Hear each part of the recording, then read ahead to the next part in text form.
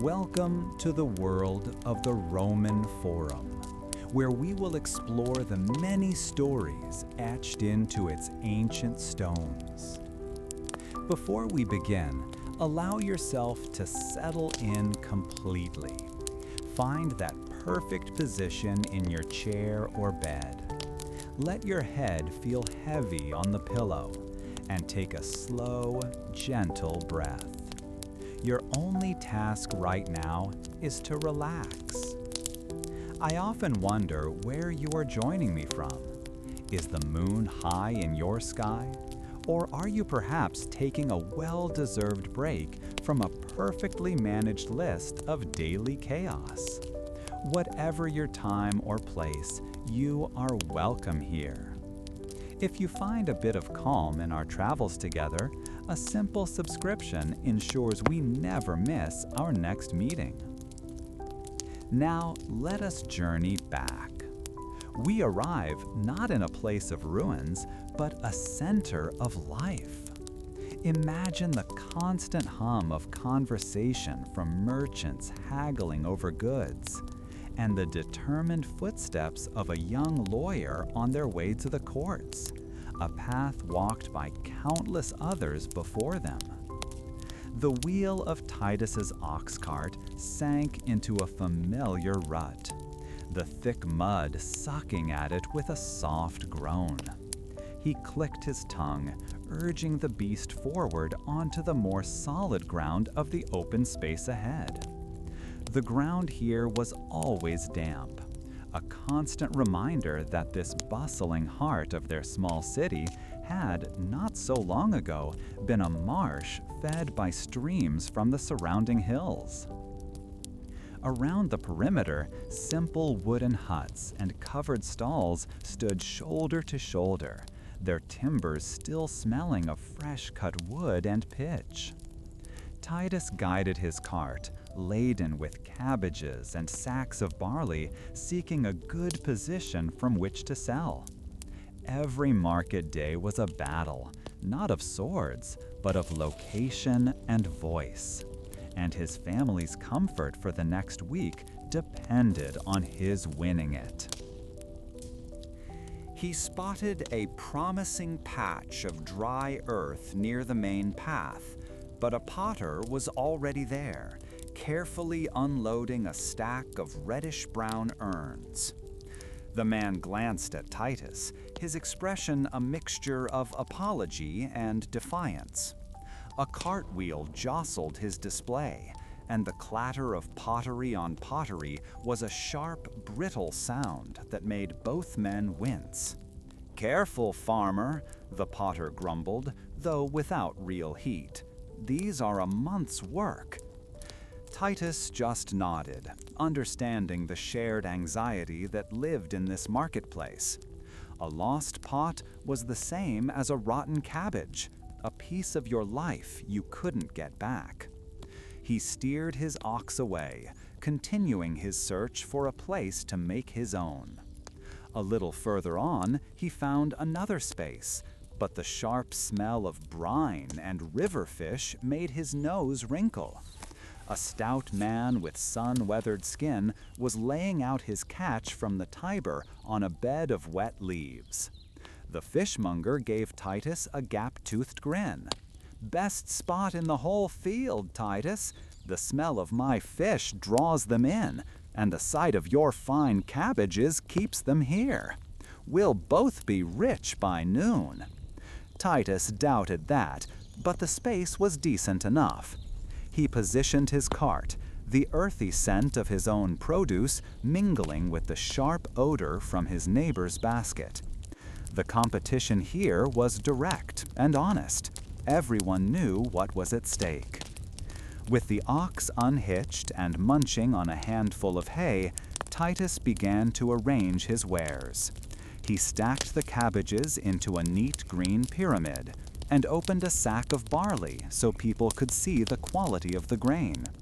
His hands, rough from the plow and the hoe, moved with a familiar certainty. As more people flowed into the area, the The low murmur of conversation grew into a steady hum of haggling, gossip, and greetings.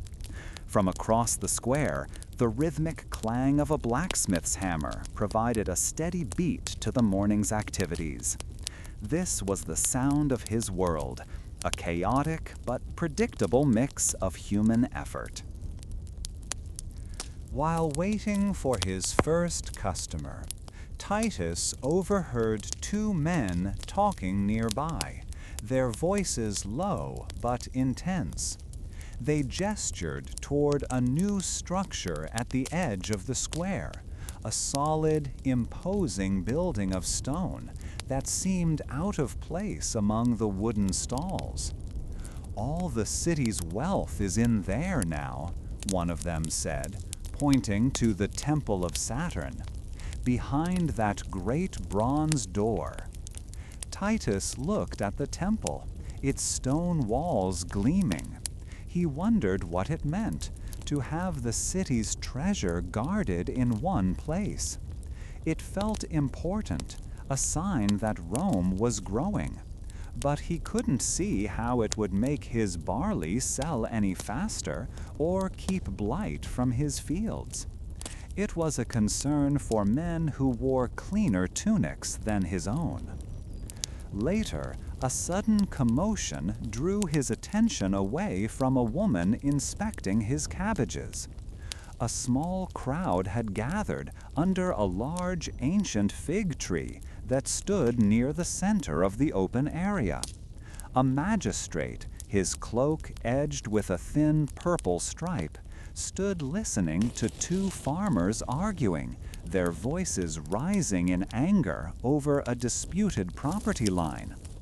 The magistrate listened for only a moment before raising a hand for silence. He spoke a few sharp, decisive sentences, his judgment delivered without ceremony or written record. The argument was over. One man stormed away, his face dark with fury, while the other looked relieved. Titus turned back to his customer, thinking that justice here felt as quick and unpredictable as a summer storm. The day wore on, and Titus fell into the familiar rhythm of the market. He exchanged banter with passers-by, argued prices with practiced good humor, and weighed out grain for his customers. He sold a sack of barley to a baker whose hands were permanently dusted with flour, and traded a few cabbages to the wife of a legionary for a small wedge of hard cheese. Each transaction was a small victory, a confirmation that his hard work would feed his children. He felt a part of the vast, interconnected web of needs and skills that came together in this muddy field, a system that worked not because of grand temples or loud magistrates, but because everyone needed to eat. As the light began to fade, casting long shadows from the nearby hills, the crowd thinned. Titus looked at his cart, now holding only a few lonely cabbages. In his leather pouch, a satisfying weight of bronze and copper coins pressed against his hip. It wasn't a fortune, but it was enough. The day's sweat had earned its reward. He felt a deep weariness in his bones, the kind that comes only after a long day of physical work and constant attention. It was a good feeling, the feeling of having provided. He began to pack his remaining goods, his movements slower now than they had been in the morning's anxious rush. The potter was carefully wrapping his unsold urns in straw, his face set in a look of quiet disappointment. The fishmonger had sold all his catch and was already gone, leaving behind only a faint lingering smell and a few damp leaves. The shared struggle of the day was ending, and each family would now return to their own small world, to their own hearth and their own worries, until the next market day brought them all back together. Leading his ox back toward the track that would take him home, Titus glanced back at the emptying square. The noise had subsided to a murmur, the great energy of the day now spent. This place, carved out of a swamp, was where the life of his city was measured out, in sacks of grain, clay pots, and baskets of fish. It was a place of constant striving, a testament to the simple, unending work of survival. Around the great open field of the Forum, the sounds of merchants packing their carts and heading for home settled into a weary, timeless rhythm. The heavy silence that followed the magistrate's ruling felt more final than any shout. Marcus stood on the hard-packed earth of the assembly area, known as the Comitium, his hands clenched into useless fists. He could still see his small barley field in his mind's eye, the young stalks turning yellow and brittle, starved of the water that a wealthy patrician neighbor had simply diverted for a new garden. The magistrate, sitting on a simple wooden chair, had listened with a bored expression, his judgment delivered in a quick, dismissive tone that offered no room for argument. It was a verdict based not on fairness, but on the weight of a powerful family name against that of a simple farmer. A deep, burning frustration coiled in his gut, a feeling he saw mirrored in the grim faces of the other plebeians, the common folk, who had gathered to watch. This sense of powerlessness was a familiar feeling, a bitter herb they were all forced to taste. Around him, the Forum was a place of constant motion and shifting influence, where justice often seemed as fluid as the Tiber after a heavy rain. His neighbors murmured their sympathies, their words doing little to fill the emptiness in his stomach or the coming emptiness of his grain bin. They had all seen it before. A boundary stone moved in the night, a debt unfairly called in, a promise broken with no recourse. The law was a thing spoken by the powerful, a breath that could be shaped to suit their needs and then vanish. As the patrician landowner walked past, his fine linen toga undisturbed, he did not even glance at Marcus, who might as well have been a loose stone on the path. Into this simmering discontent, a new sight had appeared in recent days, drawing curious and anxious crowds. Near the Senate House, workmen had erected 12 large tablets of bronze, arranging them for all to see. Marcus drifted toward them now, pulled by the same current of desperate curiosity that drew his neighbors. The metal surfaces shone under the clear sky, catching the light in a way that made him shield his eyes. Carved into the bronze were lines of sharp, precise letters, a language he recognized but could not easily read. It was a strange and imposing sight. Words, which had always been fleeting things, were now given a solid, permanent form, fixed in gleaming metal for everyone to witness.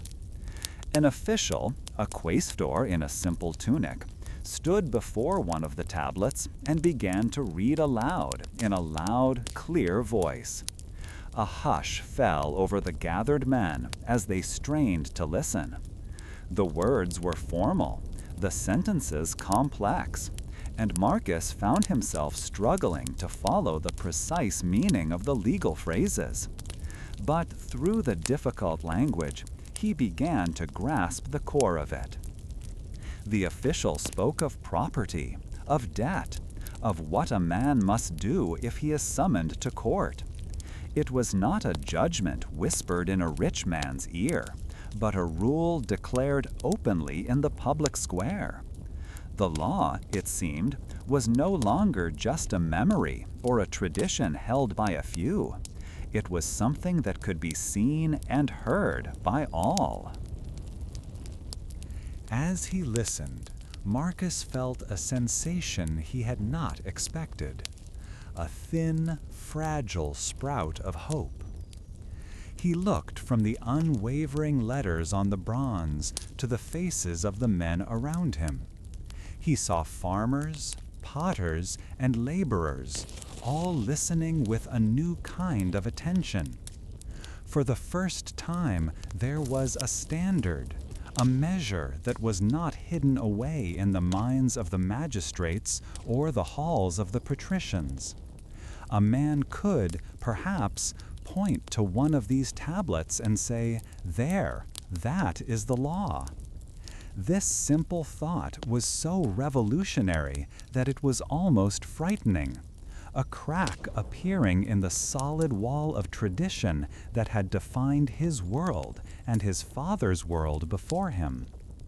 A senator, his toga marked with the broad purple stripe of his high rank, moved through the crowd, his expression a mask of stern disapproval.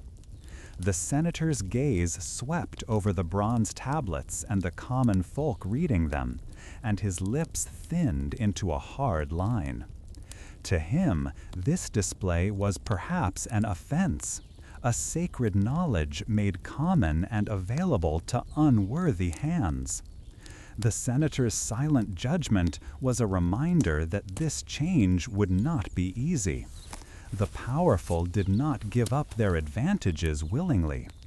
The new tablets were a declaration, but the true battle would be in making them honored, in forcing the magistrates to obey the written word over the whispered request of a wealthy friend.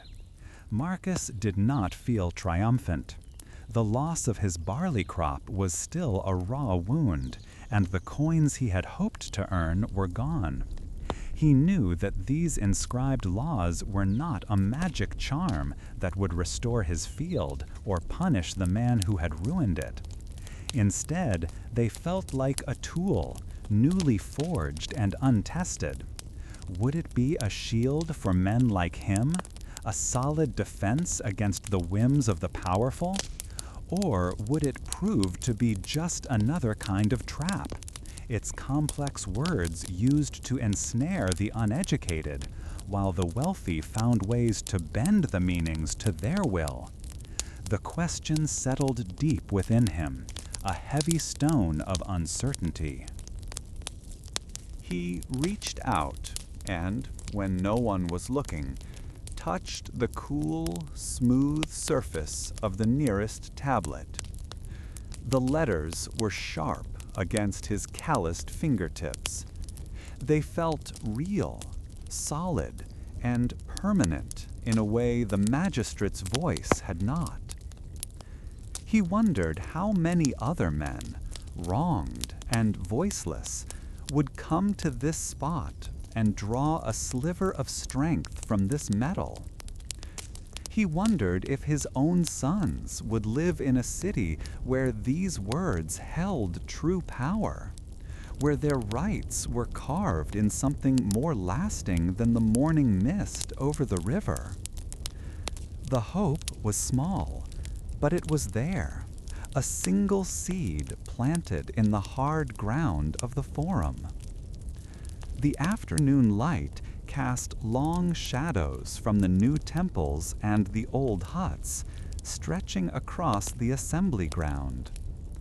Marcus finally turned away from the silent bronze promise and began the long walk home, his mind no longer filled with just the bitterness of his loss, but with the faint and unfamiliar glimmer of a different future. The sound of the official's voice, reading the newly written laws for all to hear, followed him for a time, before it was lost in the usual clamor of the city. The cold touch of the bronze lingered on his fingertips as Marcus considered the fragile covenant now etched in metal for all to see. The press of bodies was a living thing, breathing and shifting around Livia, its collective warmth making her own tunic cling to her skin. She held her son Quintus's hand, his small fingers slick with perspiration, a tight and reassuring anchor in the sea of people. Each surge of the crowd pushed them closer to the worn paving stones of the Via Sacra, the sacred way that cut through the heart of the Forum. From this vantage point, she could just see the corner of the Temple of Castor and Pollux, its tall columns reaching for a sky of unbroken blue. Quintus, trying to see over the shoulders of the man in front of them, tugged on her arm. She pulled him closer, whispering for him to be patient, though her own heart hammered against her ribs with an impatience that felt wild and untamed after so many years of quiet waiting. This roar of the city was a sound she had nearly forgotten. For what felt like a lifetime, her world had been one of domestic quiet, punctuated only by the low murmur of prayers offered in the small round temple at the edge of this great space. She had spent countless hours watching the Vestals, the priestesses who tended Rome's sacred flame, their calm movements a stark contrast to the frantic hope in her own heart. That eternal fire, they said, was the symbol of Rome's undying spirit. Livia had clung to that idea, praying that the city's spirit would also protect her husband, a single legionary lost in the vastness of Africa, fighting a war against a man whose name was spoken like a curse, Hannibal. Now, after 16 long years of conflict, of rumors and terrifying silence, the war was over, and the city had turned out to celebrate the man who had finally won it. A sudden blast of trumpets, sharp and brilliant, cut through the general noise, and the crowd collectively inhaled. The procession had begun.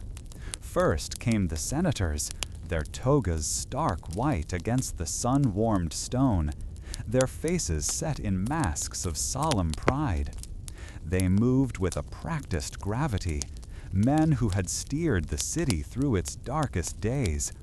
Following them were carts piled high with captured armor, gleaming helmets from Iberia, curved Carthaginian swords, and shields bearing strange emblems.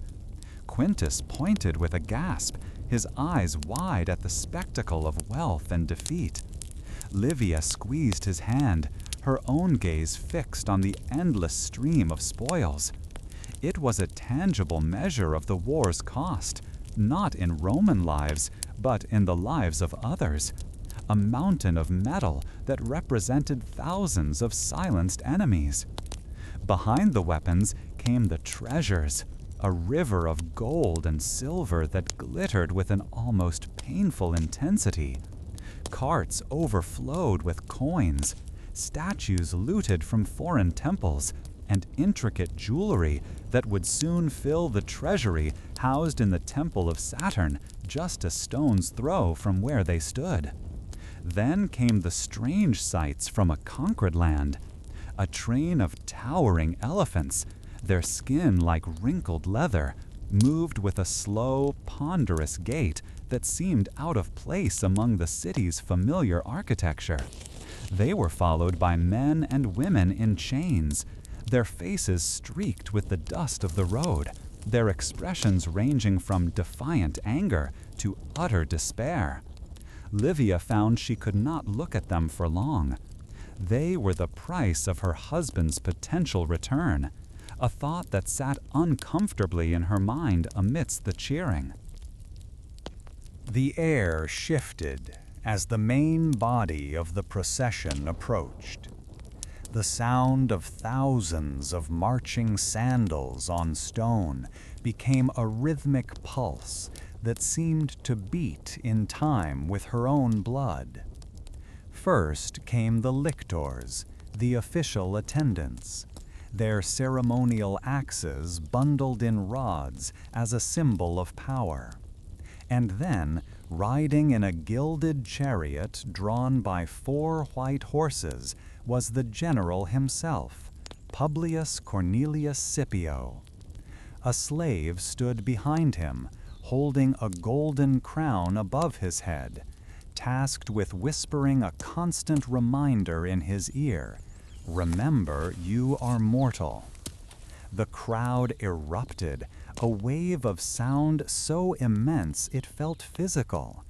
They threw flowers, shouting his new name, Africanus, a title earned with blood on a continent she could barely imagine. Livia shouted with them, a surge of fierce, uncomplicated pride washing over her. This was her city. This was her victory too. Yet that feeling was fleeting, replaced by the sharp return of her personal quest. The legions were marching now, cohort after cohort of men who had survived the long years away from home. Their armor was scoured but dented, their faces browned by a foreign sun, and they marched with the weary discipline of veterans. Livia stood on her toes, her eyes scanning each row, a desperate, frantic search. The faces began to blur, 100 men, then 1,000, all looking alike in their exhaustion and their triumph. She felt a knot of fear tighten in her stomach. What if he wasn't there? What if the message she received had been wrong, a cruel mistake? Around her, other women were doing the same, their faces a mirror of her own hope and dread. A woman nearby let out a sharp cry of joy, while another turned away, her shoulders slumping in defeat. The sheer number of soldiers was overwhelming, a testament to the scale of the conflict that had consumed their lives for so long.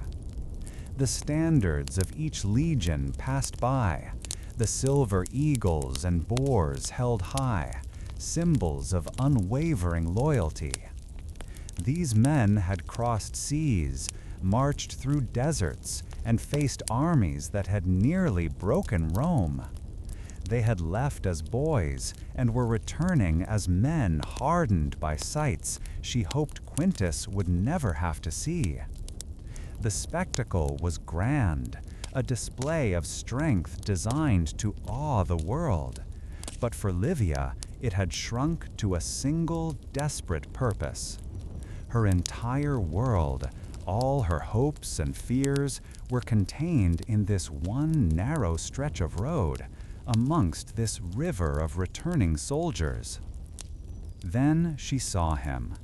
He was not at the front, nor in the glorious center, but tucked within the ranks of the 10th Legion.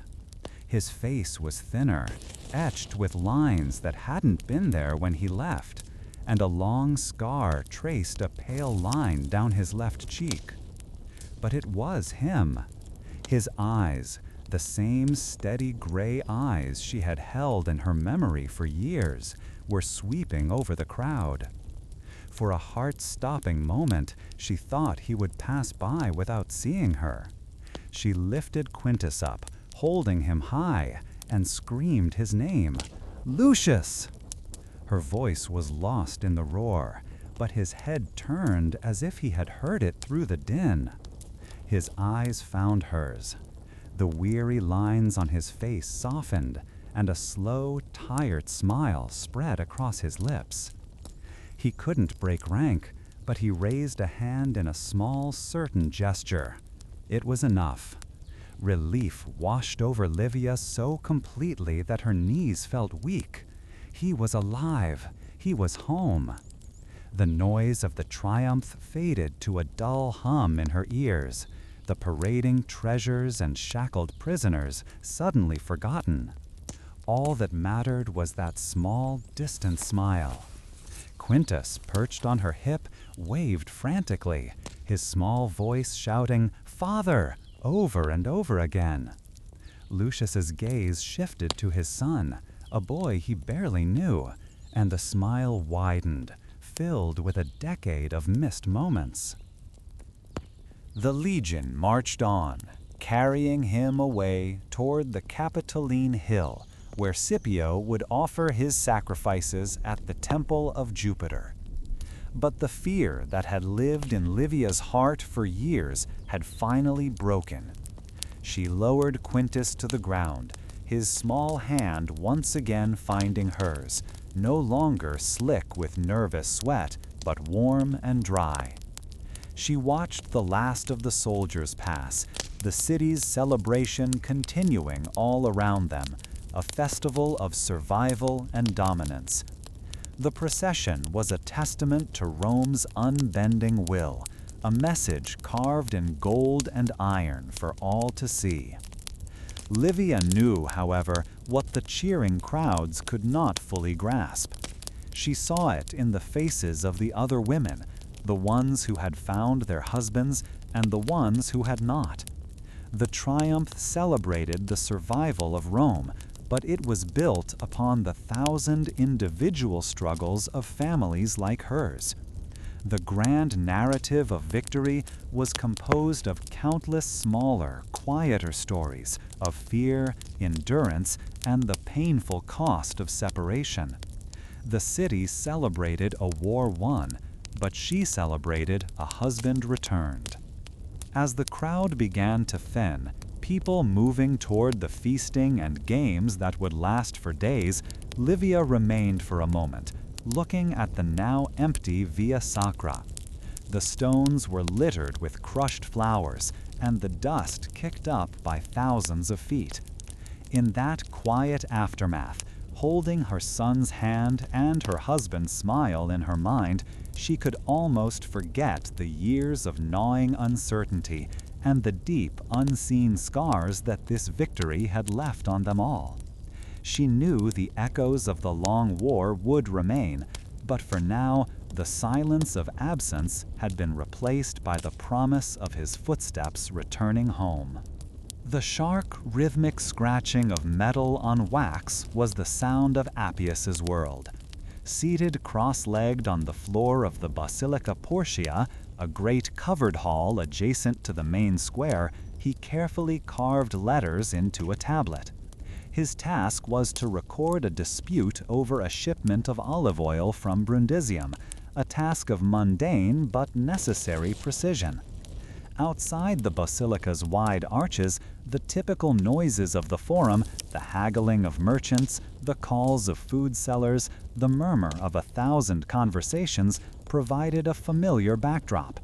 Yet on this day, another sound cut through the usual hum, a sharper, more urgent tone spilling from the Curia, the Senate House just a stone's throw away. It was the sound of powerful men arguing, their voices rising and falling like a gathering storm. Slow pace. Appius paused, his stylus hovering over the wax.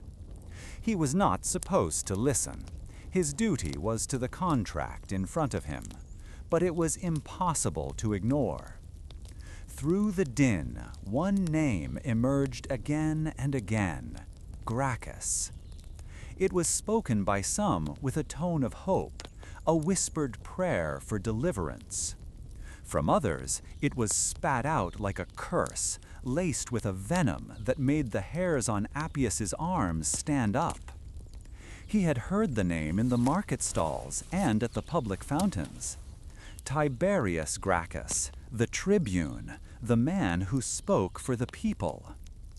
Appius, a simple scribe whose family had owned no land for 3 generations, found himself leaning slightly in the direction of the Senate House, trying to catch more than just a name. When the magistrate overseeing his work called for a recess, Appius set his tablet aside and walked towards the basilica's entrance, drawn by the growing commotion. The light outside was bright, and it took a moment for his eyes to adjust.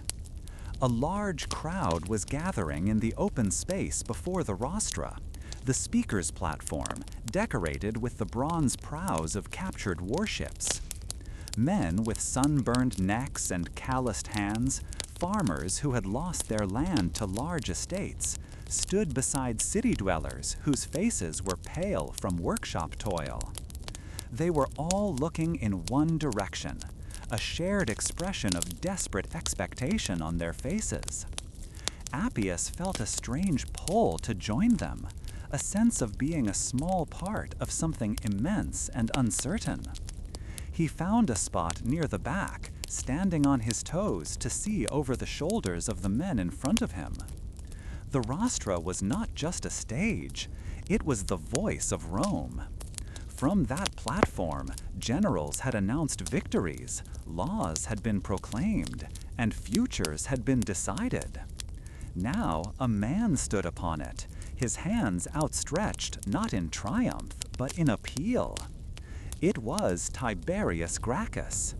He was not a physically imposing man, yet his presence seemed to fill the entire forum. A hush fell over the thousands gathered as he prepared to speak, a silence so profound that Appius could hear the flapping of a pigeon's wings overhead. The air itself felt still, waiting. Then Gracchus spoke. His voice was clear and carried easily, reaching even those like Appius at the edges of the assembly. He did not shout, but his words landed with the force of thrown stones. He spoke of public lands, the ager publicus, that had been won with the blood of common soldiers, but were now held by the wealthy in vast, sprawling estates. He spoke of men who fought Rome's wars abroad only to return home to find themselves landless and destitute. He proposed a law to give that land back to the poor, to the families of soldiers, to the citizens who were the backbone of the Republic. With every phrase, a roar of approval surged from the crowd, a wave of sound that seemed to shake the very paving stones beneath Appius's feet. It was a promise of renewal, a vision of justice that felt almost within reach. As the crowd cheered, Appius tore his gaze away from the speaker and looked towards a small group of men standing near the Temple of Castor. They were senators, their fine wool togas marking them as distinct from the coarsely clad commoners. They were not cheering. Their faces were masks of cold fury, their jaws tight, their eyes narrowed. They stood rigid and unmoving, a small island of silent rage in a sea of public joy. In their expressions, Appius saw no room for compromise, no hint of debate. He saw only a deep, unyielding opposition. A cool shiver traced its way down his spine, a feeling of dread that had nothing to do with the day's warmth. He suddenly understood that this was not merely a political disagreement. It was a collision of two worlds. The promises of Tiberius Gracchus ignited a fire in the hearts of the common people. But Appius saw that they had also drawn a line in the sand. He was a scribe, a man of words, and he had just witnessed their incredible power to move a population. Yet, as he looked back at the grim faces of the senators, he felt a deep unease. He wondered if words alone could truly reshape their world, or if they were simply the prelude to a more brutal conflict. Were these speeches the tools of creation, or the sparks that would set the whole republic ablaze? The question hung in his mind, heavy and unanswered, long after the cheering had begun to fade. He turned and walked back toward the relative quiet of the Basilica Portia. The cool shade of the hall felt like a retreat from the intense passions of the square. He picked up his stylus and wax tablet, the tools of his trade feeling strangely small and insignificant in his hands. The dispute over olive oil seemed like a trivial matter now, a relic from a simpler time that had existed only an hour before. His mind was no longer on contracts or commerce, but on the deep chasm that had just been revealed in the heart of Rome, right here in its central forum. His job was to record the official business of the city, the orderly transactions that kept the gears of the Republic turning. But as he sat there, he knew that the most important event of the day would not be written on any of his scrolls.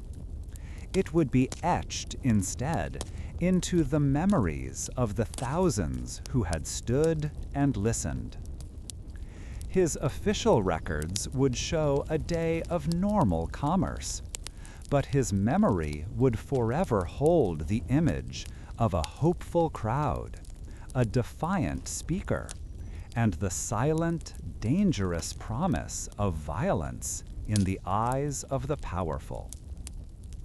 Appius dipped his stylus to make a correction, but paused and looked out once more at the forum.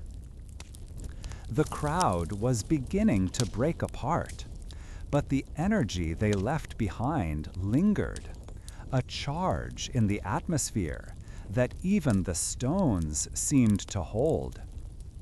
The political struggle, once confined to the hushed arguments of the Senate House, had now fully descended into the public square. The bitter division between the few and the many had woven itself so completely into the fabric of the city that it could now be felt in the very dust of the forum itself. Gaius's hands, usually as steady as the stones they set, trembled almost too faintly to be seen.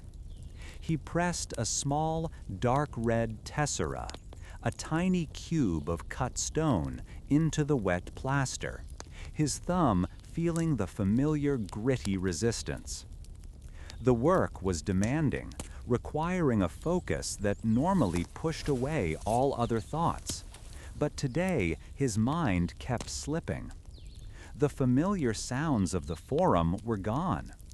Where the loud calls of merchants selling everything from olives to legal advice usually echoed off the brick walls of the Basilica Portia, there was now a strange and unsettling quiet.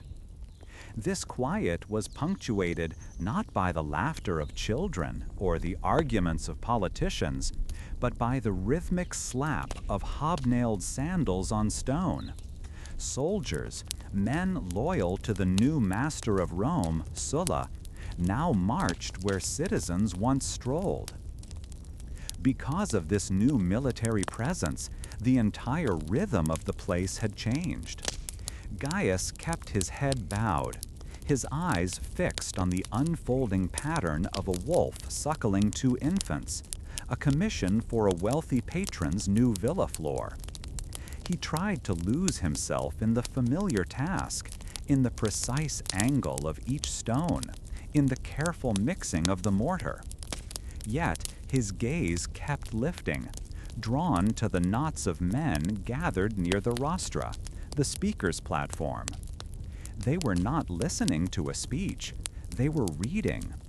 A new, long sheet of papyrus had been posted, its white surface stark against the dark work. Men would approach it, scan the columns of names, and then hurry away, their faces either pale with fear or tight with a grim sort of relief. It was a sight that made the muscles in Gaius's back and neck ache with a tension that had nothing to do with his work. This tension became a cold weight in his stomach when he saw a man he knew stumble away from the list, his hand covering his mouth. Gaius recognized him as a baker whose shop was near his own small apartment. The man's reaction was enough to confirm the rumors that had been whispered through the city's alleys for days. The list was not for taxes or military service. It was a proscription list, a catalog of the condemned. Gaius felt a sudden need to see for himself, a morbid curiosity that battled with a deep instinctual urge to remain unnoticed. He set down his trowel, the metal making a soft clink against a pile of blue tesserae. Wiping his dusty hands on his tunic, he walked slowly, deliberately, toward the platform, trying to look like a man merely stretching his legs. As he drew closer, he could hear a low murmur from the few who dared to speak. He heard a figure mentioned, 200,000 sesterces, a fortune for the head of any man on that list. The words made his throat feel dry. The reward was not just for soldiers, but for any citizen. It was a decree that turned neighbors into hunters and friends into potential betrayers. Gaius reached the edge of the small crowd and peered over a shoulder. The names were written in neat, clear letters, an orderly accounting of death. His eyes scanned down the columns, passing over the names of senators and wealthy equestrians he had only ever heard of. Then he saw it. Lucius Quintilius, his neighbor, the man who had shared a cup of wine with him just last week, complaining good-naturedly about the rising price of firewood. A cold dread, sharp and immediate, washed over Gaius. Lucius was no great politician or general. He was simply a leather worker who had once spoken too loudly in favor of Marius, Sulla's defeated rival. For that, his name was now on a public death warrant. Gaius felt a powerful urge to run, to go home and bar his door, but his feet felt rooted to the paving stones. He thought of Lucius's wife and his 2 young daughters. A part of him, a voice from the older days, screamed that he should warn them, help them escape the city. But another, more practical part of his mind immediately silenced it. To be seen with a proscribed man, or even his family, was to risk joining him on the next list. The choice felt like no choice at all. His own family, his wife, his young son depended on his survival. Remaining silent was an act of preservation, but it felt like a betrayal that soured his mouth. He backed away from the list slowly, his heart hammering against his ribs. He forced himself not to look at the faces of the other men reading, not to meet anyone's gaze. In this new Rome, eye contact itself felt like a risk, a potential connection that could prove fatal. He tried to remember the simple joke Lucius had told about a clumsy goat, but the memory was now coated in a layer of horror. The humor was gone, replaced by the image of his neighbor's name written in stark black ink. He returned to his mosaic, the image of the wolf and the twins now seeming like a cruel mockery. The founders of the city, nurtured by a beast. It felt fitting. The city was consuming its own children. He picked up his trowel, but the familiar weight of the tool did little to comfort him.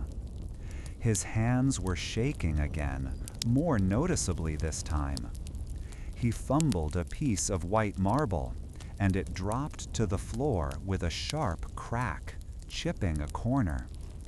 The sound was unnervingly loud in the relative silence. A nearby soldier glanced in his direction, his expression impassive, his hand resting on the hilt of his sword. Gaius froze, his breath catching in his chest. The soldier looked away, his interest lost as quickly as it had been gained. But the moment had shaken Gaius to his core. He realized he could not work. His focus was shattered, his hands unwilling to obey. Every shadow seemed to harbor a threat. Every distant shout could be the cry of a man being dragged from his home. The Forum, the very heart of the Republic he had been raised to revere, had become a place of fear. Its grand temples and basilicas were no longer symbols of justice and order. They were merely the backdrop for a cold, calculated purge.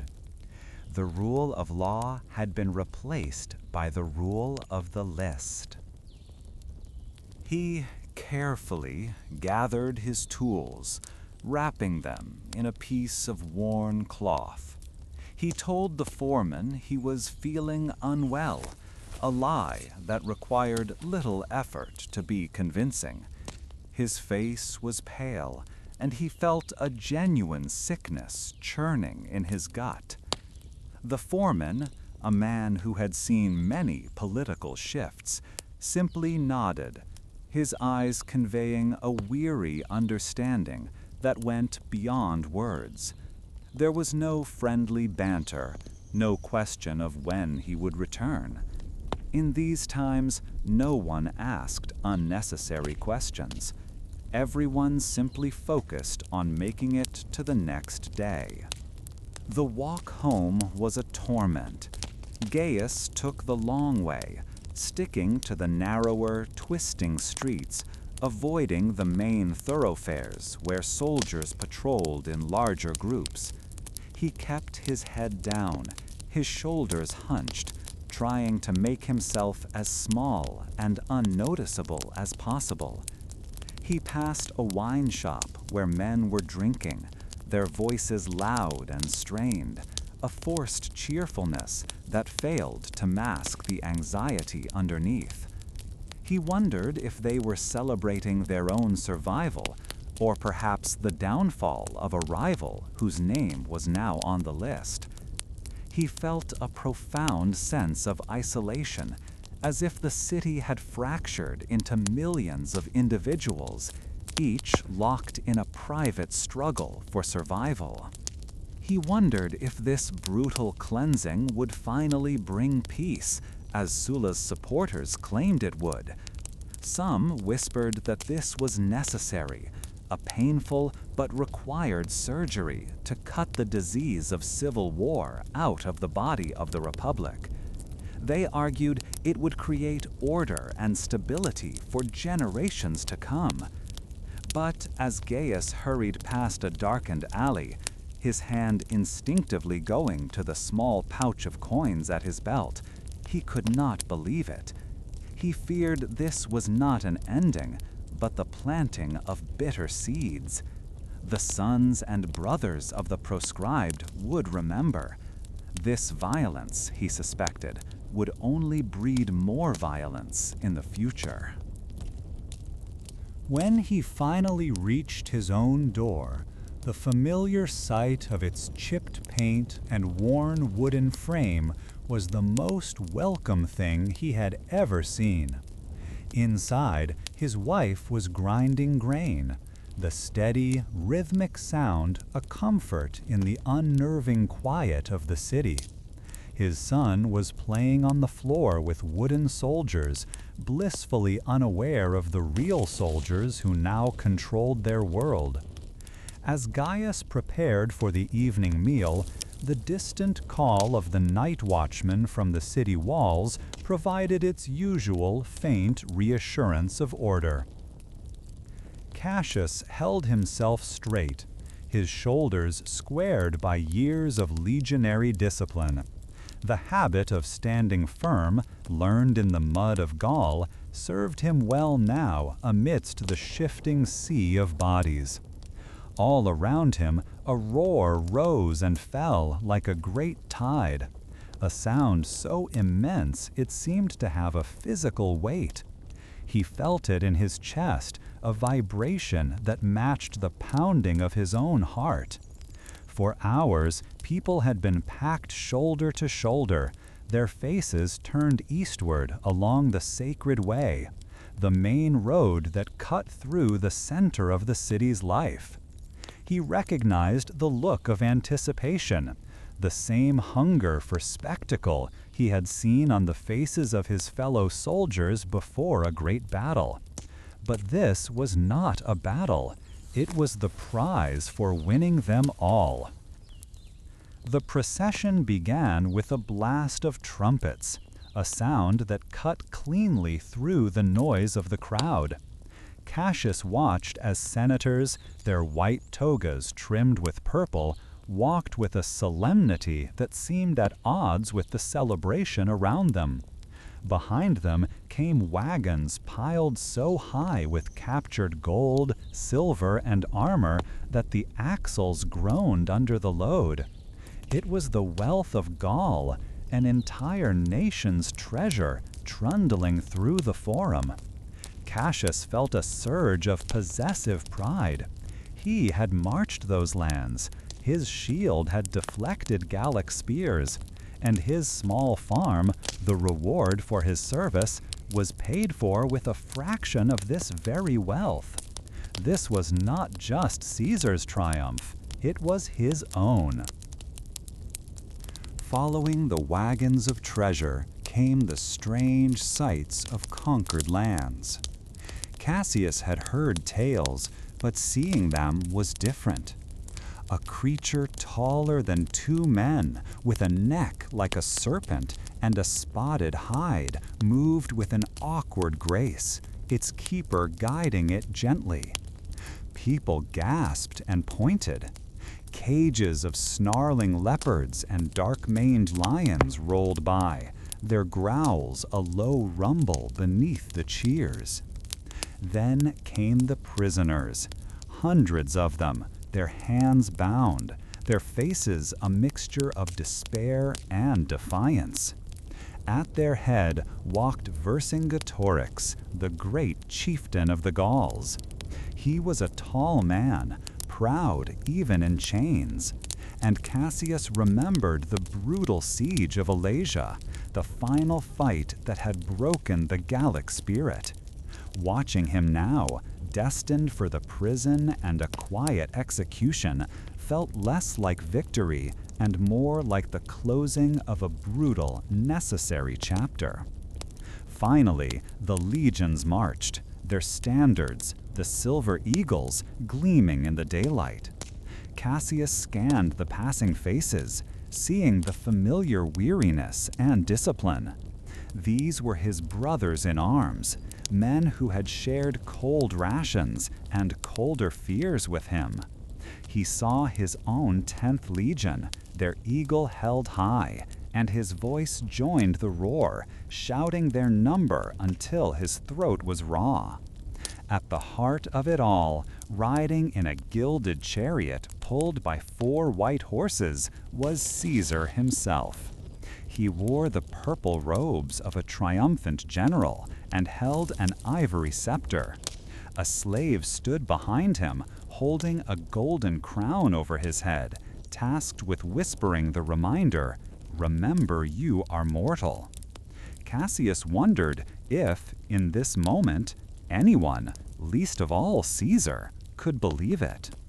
This overwhelming tide of pride and loyalty carried him through most of the day. He felt connected to every person in the crowd, a part of something vast and powerful that was washing away the old fears of civil war and uncertainty. Yet, as Caesar dismounted and began the slow walk up the Capitoline Hill to give thanks at the temple of Jupiter, a different feeling began to surface. Cassius's gaze drifted from the procession to the Forum itself. It was changing. The old familiar spaces were being remade. He saw the scaffolding around a huge new public building, the Basilica Julia, named for Caesar's family. Across the way, the Senate House, which had burned in riots years before, was being rebuilt on a grander scale, now to be called the Curia Julia.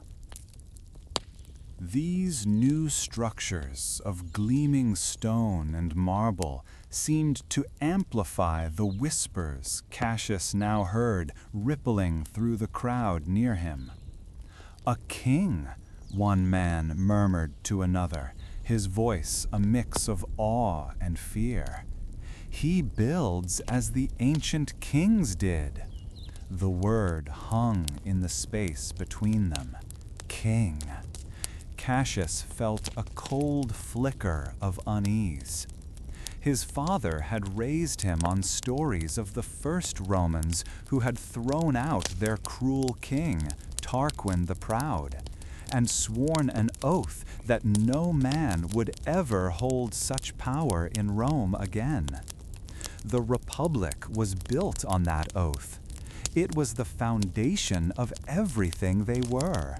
The reason a man born on a small farm could rise to serve, earn his own land, and speak as a citizen.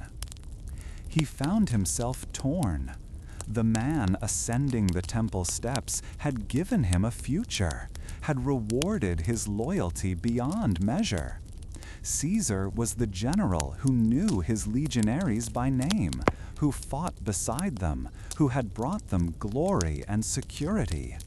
His personal devotion to Caesar was as solid and real as the plot of land he now owned. But the stories his father told him were also real, a legacy of freedom passed down through generations. He looked at the new buildings, grand and permanent, all bearing one man's name. It felt as though the very stones of the Forum were being reshaped to tell a new story, one that centered not on the Senate and the people of Rome, but on a single powerful figure. The cheering continued, unabated, as Caesar completed his sacrifices. The celebration would last for days, with feasts and games for the entire city. Cassius tried to push his doubts away, to lose himself in the shared joy of the moment. He was a soldier, not a politician. His duty was to the commander who had led him to victory, the man who had stabilized a republic tearing itself apart. Had he not fought to save Rome from chaos? The alternative was more civil war, more prescription lists like the ones that had terrified the city in his youth. Perhaps one strong hand was what was needed to guide them. Yet the question lingered, unsettling and persistent. He watched as Caesar, descending from the temple, moved among the people. There was no arrogance in his manner, only a calm, confident authority. He smiled, he spoke, and the people adored him for it.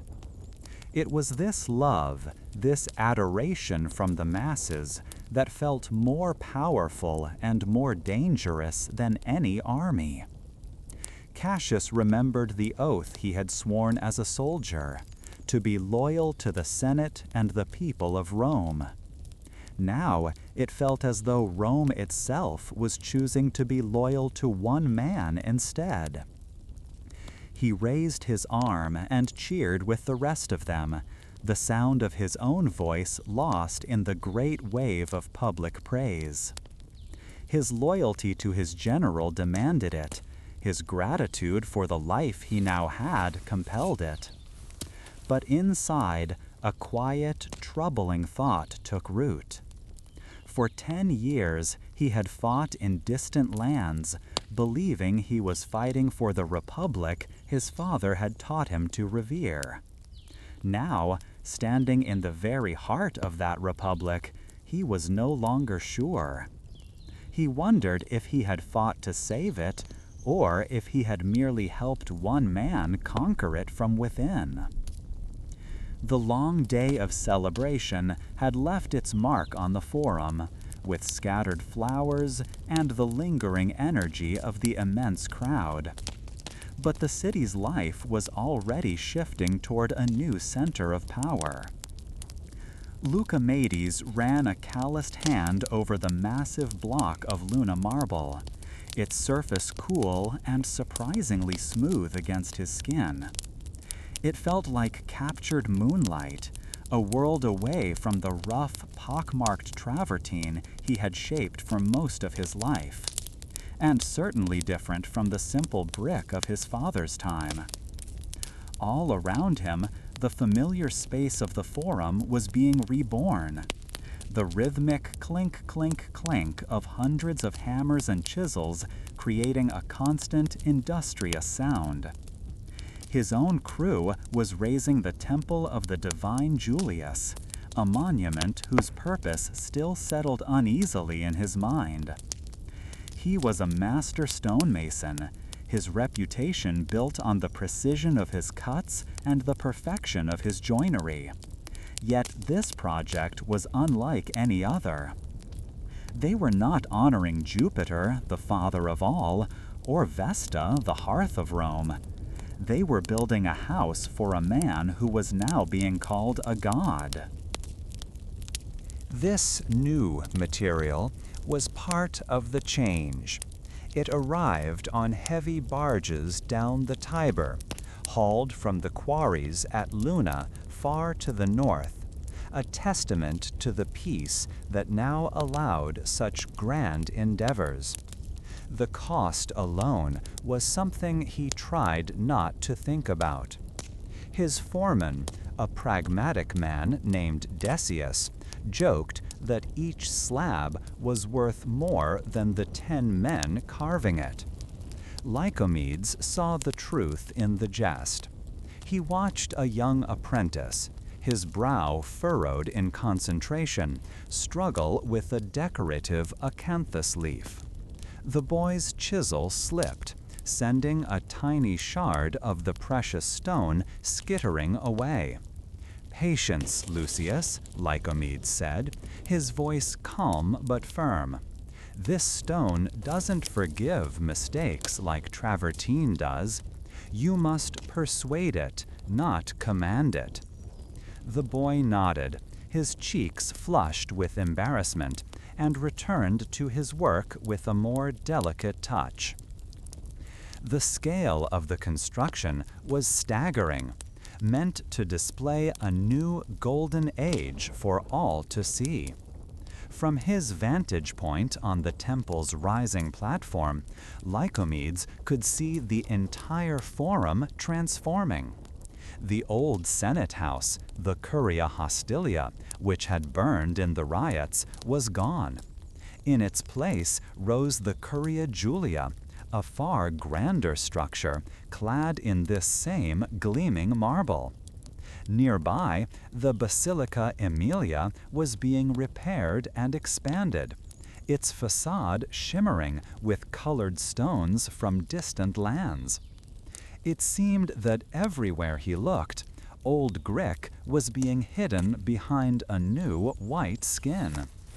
Augustus, the man orchestrating it all, wanted the world to see a city of permanence and divine favor.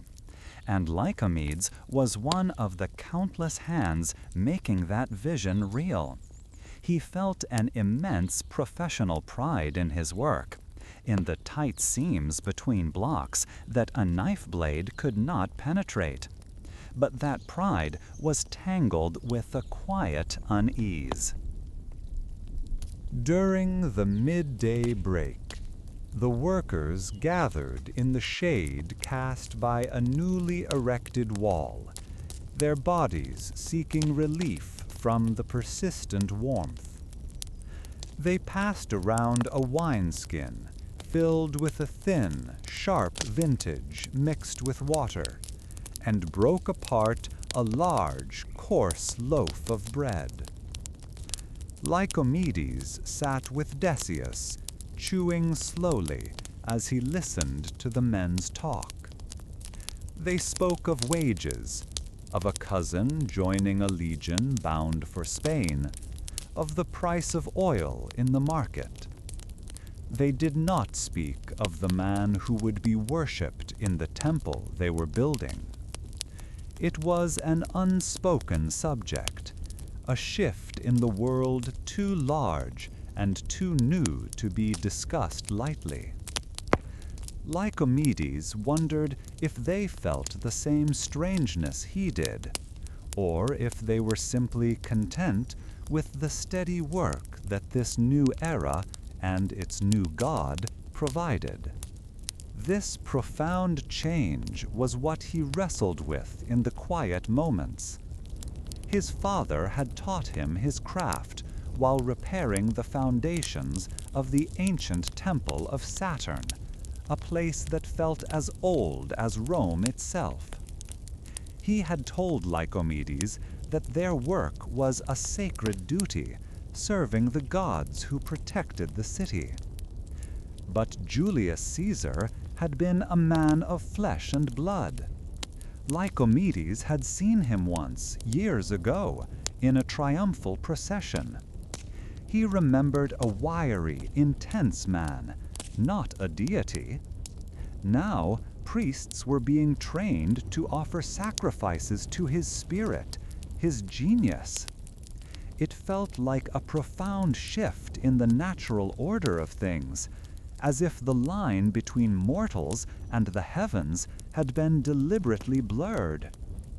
He was building a testament to this new idea, and he wondered if in cladding the city in marble, they were burying the humbler, tougher virtues that had once made it strong. Later that afternoon, a senator, accompanied by an architect clutching a scroll, came to inspect the progress.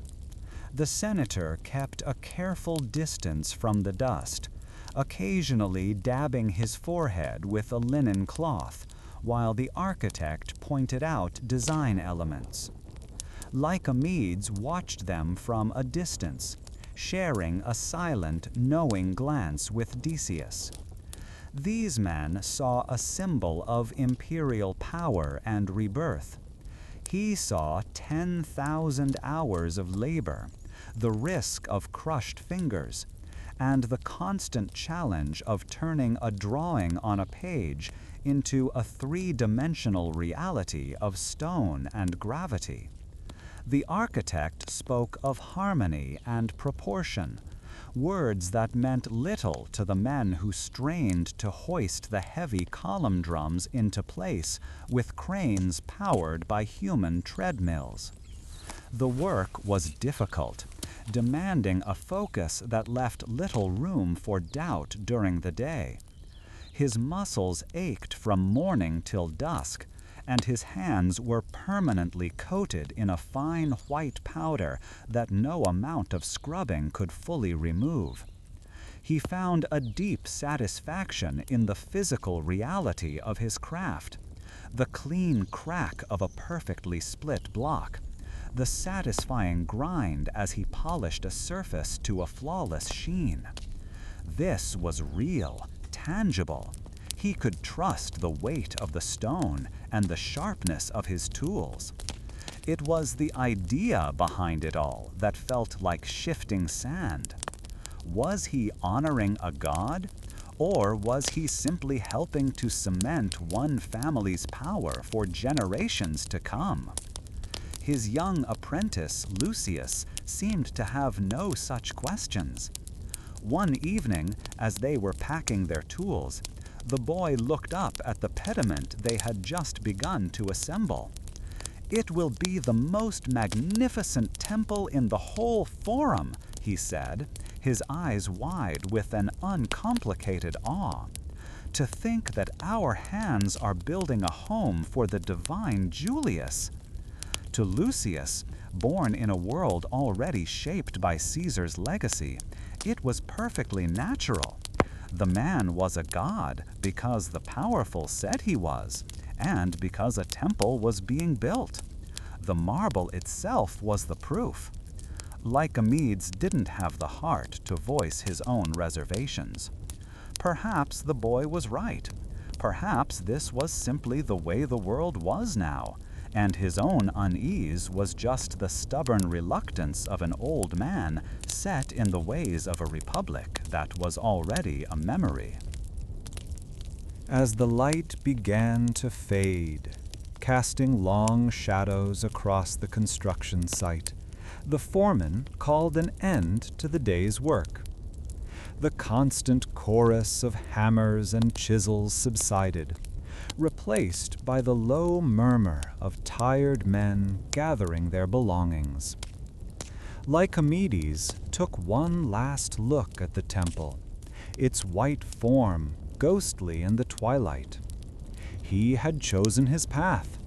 He was a builder, not a philosopher or a politician. His purpose was to shape stone, and he would do it to the very best of his ability, regardless of the name inscribed above the door.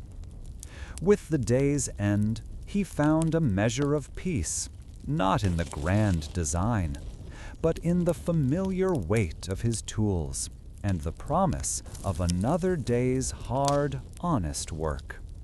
Paetus adjusted the heavy wool of his toga, a familiar ritual that did little to calm the unease twisting in his stomach. He walked toward the Curia Julia, the grand Senate house that stood as a monument to Caesar's ambition and Augustus's statecraft. Its imported marble gleamed under the morning light, a brilliant facade that seemed, to him, to mask a growing darkness within. He remembered his father telling him of the old Senate house, a place of brick and wood where voices were raised in genuine fiery debate, where men argued fiercely for the soul of the Republic. This new hall, however, felt different. It was grander, certainly, but its magnificence seemed designed to diminish the men who gathered inside it, reminding them of an authority far greater than their own collective will. This new reality meant that the business of the day was approached with a caution that bordered on fear. As he passed through the bronze doors, the vast chamber swallowed the sound of his footsteps.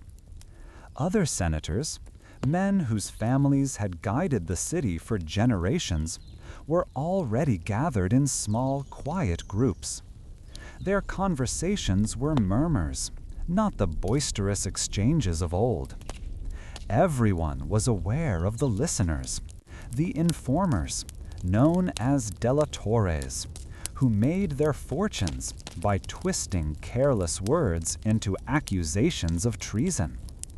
A misplaced joke, a sigh of frustration, or a lament for the old days could be reported and spun into a capital offense, a threat against the emperor who ruled from his island palace, far from the city and its troubles. In a fold of his toga, Paetus clutched a small wax tablet. Scratched upon its surface were the notes for a speech he felt compelled to give. A simple address concerning grain shortages in the city's outer districts. It was a practical matter, a senator's duty to raise such concerns for the welfare of the people. Yet, in this new climate, Every word was a potential trap. He had spent the previous night pacing his study, weighing each phrase. To speak of a critical shortage might be seen as a criticism of the emperor's administration. To suggest a solution might be interpreted as overstepping his authority. The speech, once a tool of persuasion, had become a weapon that could easily turn against its wielder. He took his seat on one of the tiered marble benches, the stone cool against his legs. Across the hall, a colleague began to speak. The man's voice was clear and strong, but his words were empty vessels, filled only with lavish praise for the wisdom and foresight of Tiberius. He spoke of the emperor's divine genius, his tireless dedication, his profound generosity, all directed at a man who had not set foot in the Forum for years. Paetus listened to the hollow compliments, watching the impassive faces of his fellow senators. No one dared to look bored. They all maintained expressions of rapt attention. It was a performance, a carefully staged play of loyalty, and every man in the room knew his lines by heart. Paetus's gaze drifted to the front of the chamber, where a large, masterfully carved bust of the emperor was placed. The sculptor had rendered the face with an air of stern detachment, the marble eyes seeming to look past them all, toward some distant horizon. Yet Paetus felt its gaze upon him, a silent, unblinking judgment. This was the audience that truly mattered. The hundreds of senators gathered in this great hall were no longer the arbiters of Roman destiny. They were merely spectators, and sometimes actors, in a drama directed by one man. The power was no longer in their votes or their voices, but in the perceived disposition of that marble face and the living one it represented. This shift had been gradual, a slow chilling of the political waters over many years. First came the unspoken rules, the topics to be avoided. Then came the trials, where good men were condemned on the thinnest of evidence provided by the delatores. Now a suffocating silence was descending, a self-censorship born of the simple animal desire to survive. Paetus looked at the old senator beside him, a man known for his sharp tongue and unwavering principles in his youth. Today, he sat perfectly still, his hands folded in his lap, his face a careful mask of neutrality. The fire had gone out of him, replaced by a weary resignation. He thought of his own sons and what he was teaching them. For generations, his family had served the Republic, believing that to be a senator was the highest calling, to speak truth, to craft laws, to guide the state with wisdom and courage. Now he was teaching them a different lesson, the art of invisibility. He taught them to measure their words, to guard their thoughts, to praise men they did not respect, and to ignore injustices they were powerless to prevent. A bitter shame washed over him. He was preserving his family's name and fortune, but he wondered if he was sacrificing its honor in the process. The senator delivering the endless praise finally concluded his speech and sat down to a round of polite, rhythmic applause. The presiding magistrate looked out over the assembled men, his eyes scanning the benches. Paetus felt a knot tighten in his gut. This was his moment. He could rise and speak his piece about the hungry plebeians, a simple plea for administrative action. Or he could remain silent, letting his tablet remain tucked away, its words unread.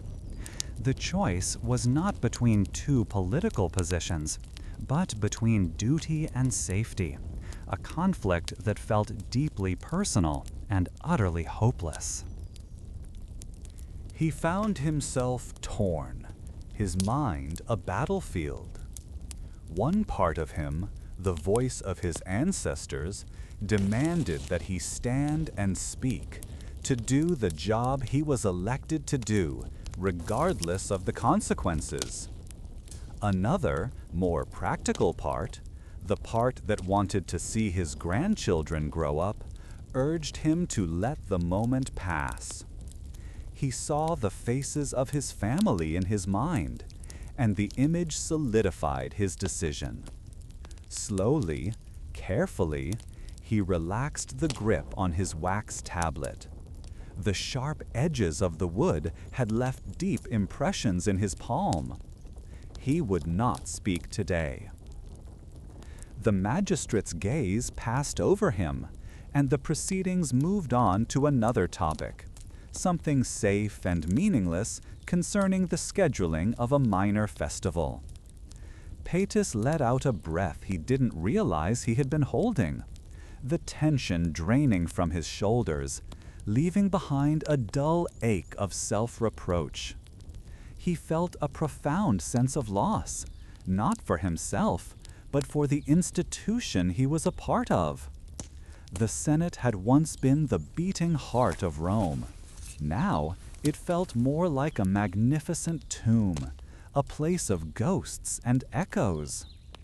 He watched as another senator rose, a young man eager to make his mark, and began another speech, filled with the same predictable empty praise. The cycle would continue. The real work of the empire was done elsewhere, in offices and military camps, by secretaries and soldiers, loyal not to the Senate, but to the emperor. The men in this hall were keepers of a fading tradition, their togas and titles the ceremonial costume of a power that had long since departed. As the session wore on, Paetus felt a growing detachment, as if he were watching the proceedings from a great distance. He was a part of this grand machine, yet he felt completely disconnected from its purpose. The voices of the speakers became a meaningless drone, the business of the day a series of empty gestures. He was simply enduring, waiting for the moment he could leave the cold marble hall and return to the familiar comforts of his home, a place where he did not have to weigh every single word. When the session was finally dismissed, he walked out into the forum, leaving the hollow chamber behind. He did not speak to his colleagues, but merely nodded, receiving the same cautious acknowledgments in return. The shared, unspoken understanding was a bond of sorts, a fellowship of fear. The marble silence of the hall that had held him captive felt both magnificent and suffocating, a testament to a new and unassailable power at the center of his world. Malchus of Palmyra adjusted the bolt of silk, its surface shimmering with the colors of a sunset he had not seen in 2 years. From his small stall, tucked into one of the semicircular markets of the new forum, the sheer scale of the place still managed to overwhelm him. He had to tip his head back so far to see the top of the Basilica Ulpia, the grand hall of law and commerce, that he sometimes felt a dizzying sensation, as if the sky itself were made of carved marble and gilded bronze. Around him, a river of humanity flowed, its currents speaking in 100 different tongues. The crisp Latin of officials mixed with the rougher dialects of soldiers, the lilting Greek of scholars, and the guttural sounds of traders from beyond the Rhine. He drew in a slow breath, a habit from his desert home, and tried to sort the messages carried on the breeze. Not the clean scent of sand and palms, but the sharp tang of pepper from a nearby spice merchant, the sweetness of baked figs, and the rich perfume of the frankincense he himself sold. His own corner of this vast marketplace was a testament to the empire's reach.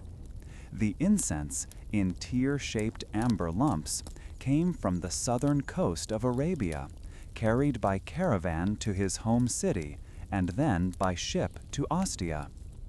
The silk, a whisper-light fabric that felt cooler than water, began its journey in the hands of the Seres, a people so distant they were more legend than fact, passing through countless hands before it reached his. These were not mere goods, they were stories of distance and desire. He watched as a senator's wife, her face powdered white, paused to let her fingers drift over the silk. She did not touch it so much as feel the idea of it. Malchus knew the dance well. He offered a small smile, but remained silent, letting the object speak for itself. Her interest was a small victory, a sign that the day's profits might justify the immense risk and expense of bringing such treasures to the heart of the world. From this vantage point, he observed the empire in miniature.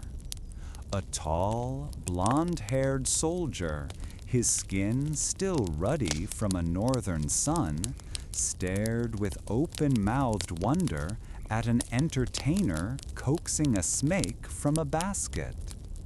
Not far from him, a scribe from Alexandria, his skin the color of dark river clay, haggled fiercely with a lamp maker, his gestures precise and economical.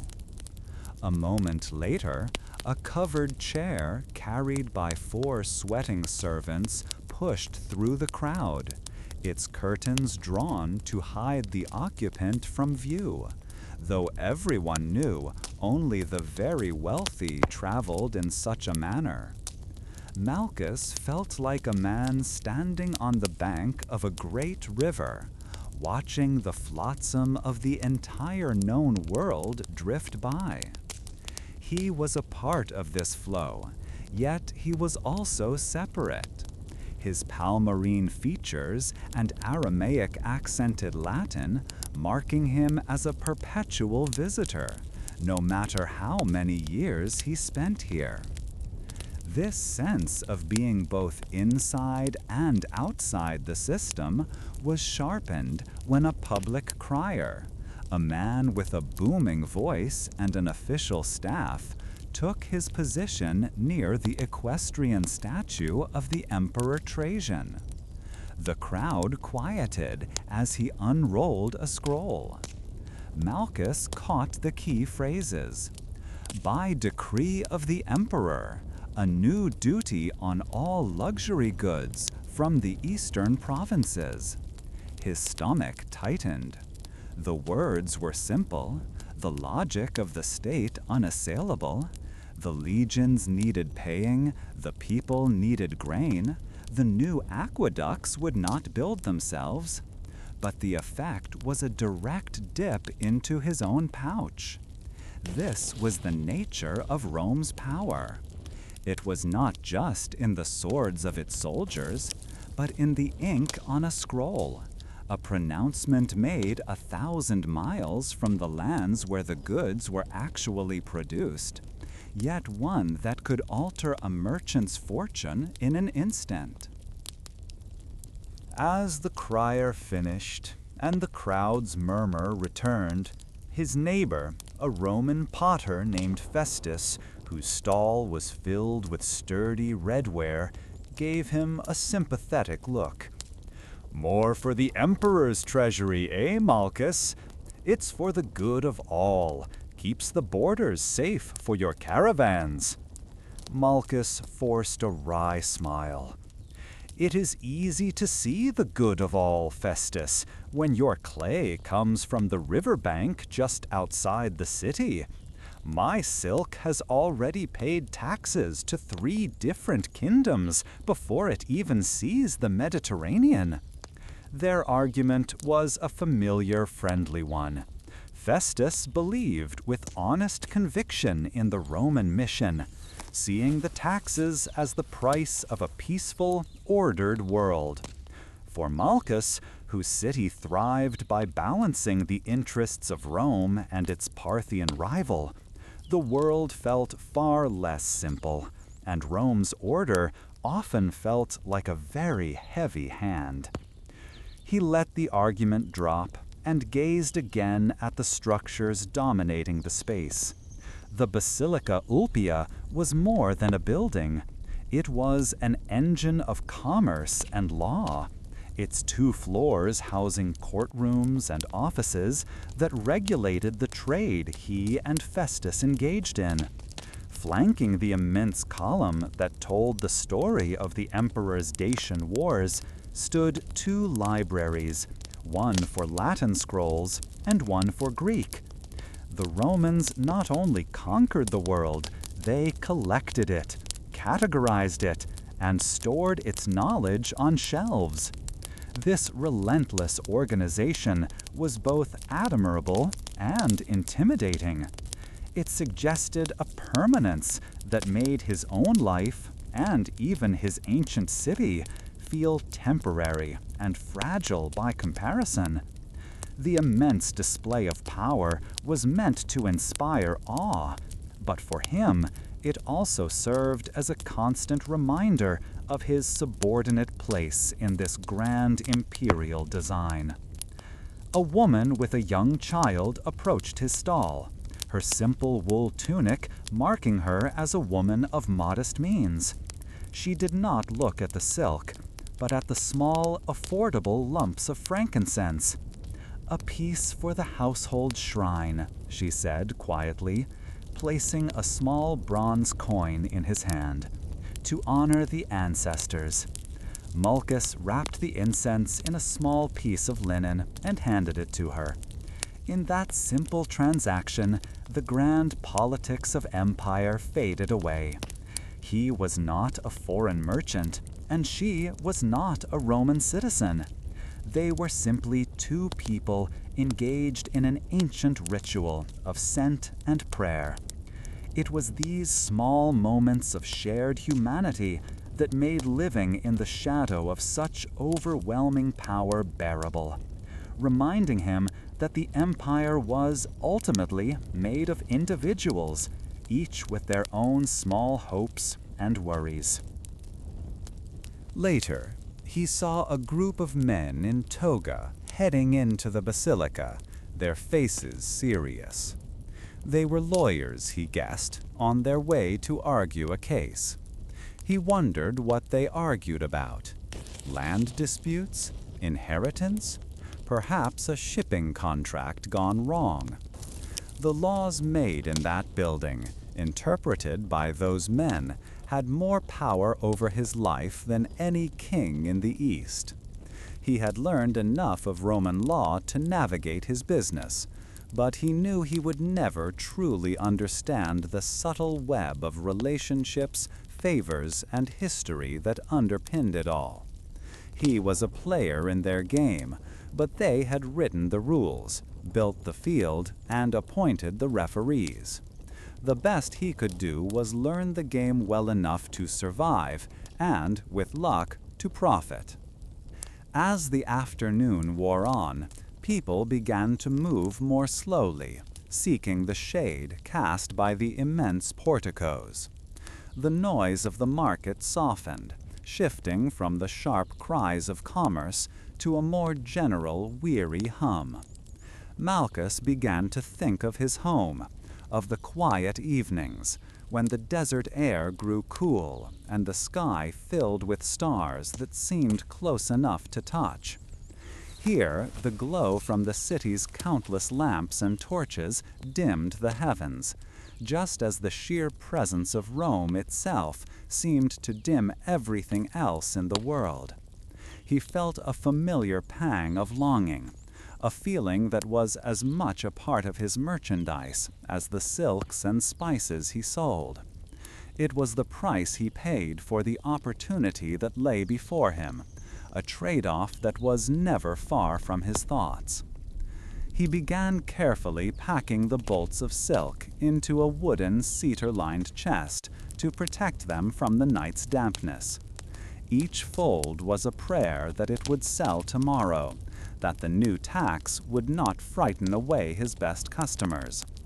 He was a small part of a vast interconnected world that had its beating heart right here, in this field of marble. He could feel its pulse, a rhythm of power, coin, and law that offered great fortune and demanded absolute compliance. As the last light of day painted the tops of the grand columns in shades of orange and purple, Malchus carried the day's earnings and its worries with him, heading toward the small room he rented in the bustling Subura district. He began carefully packing the bolts of silk into a wooden cedar-lined chest to protect them from the night's dampness. Each fold was a prayer that it would sell tomorrow, that the new tax would not frighten away his best customers. He was a small part of a vast interconnected world that had its beating heart right here, in this field of marble. He could feel its pulse, a rhythm of power, coin, and law that offered great fortune and demanded absolute compliance. As the last light of day painted the tops of the grand columns in shades of orange and purple, Malchus carried the day's earnings and its worries with him, heading toward the small room he rented in the bustling Subura district. Summary. This section explored the Forum of Trajan during its peak as a cosmopolitan hub through the eyes of a foreign merchant, showing the tension between economic opportunity and the overwhelming power of imperial policy. End state.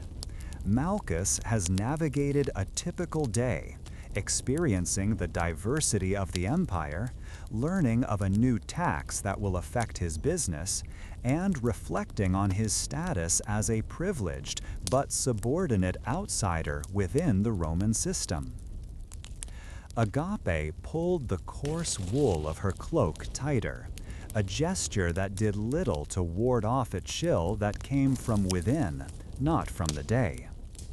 Her path took her through the heart of the world, a place of towering stone and echoing history, but she kept her eyes fixed on the worn paving slabs before her. To look up was to be confronted by the immense marble temples, their columns reaching toward a sky that felt impossibly distant. She passed the circular sanctuary of Vesta, where a thin line of smoke rose from the roof, a constant signal of the city's enduring flame. To everyone else, it was a promise of safety and permanence. To Agape, it was a symbol of a faith as hollow as a dried gourd, its traditions rattling with the ghosts of forgotten meaning. The air carried the scent of roasting meat from a nearby altar, and the smell made her stomach clench with something other than hunger. This scent was now part of a larger dread that had settled over her community. A few steps onward, near the steps of the Basilica Julia, a small group of people stood reading a newly posted notice. A herald, his voice devoid of emotion, was reciting the words for those who could not read, the crisp lettering. Agape did not need to stop. The words had already found her, passed in fearful whispers from one believer to another in the quiet of a back alley the night before. An edict from the Emperor Decius. All citizens, men, women, and children, were required to make a public offering, a sacrifice to the traditional gods, to prove their loyalty to Rome. Each person who complied would be given a signed certificate, a libellus, as proof of their devotion. The herald's voice continued, speaking of unity and piety, but all Agape heard was the cold finality of an impossible choice. Her Christian community had gathered in a dusty room above a bakery, the familiar warmth from the ovens below doing little to soothe their anxious souls.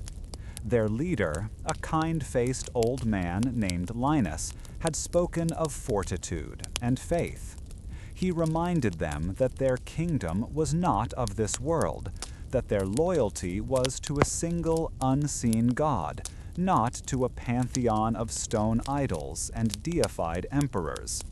His words were a balm, yet the fear in the room had been a living thing. Agape saw it in the eyes of a young mother clutching her infant, and in the trembling hands of a dock worker whose strength could not protect him from this decree. To offer the pinch of incense was to betray everything they held sacred. To refuse meant being marked as an enemy of the state, an invitation for arrest, for questioning, for a death she dared not imagine.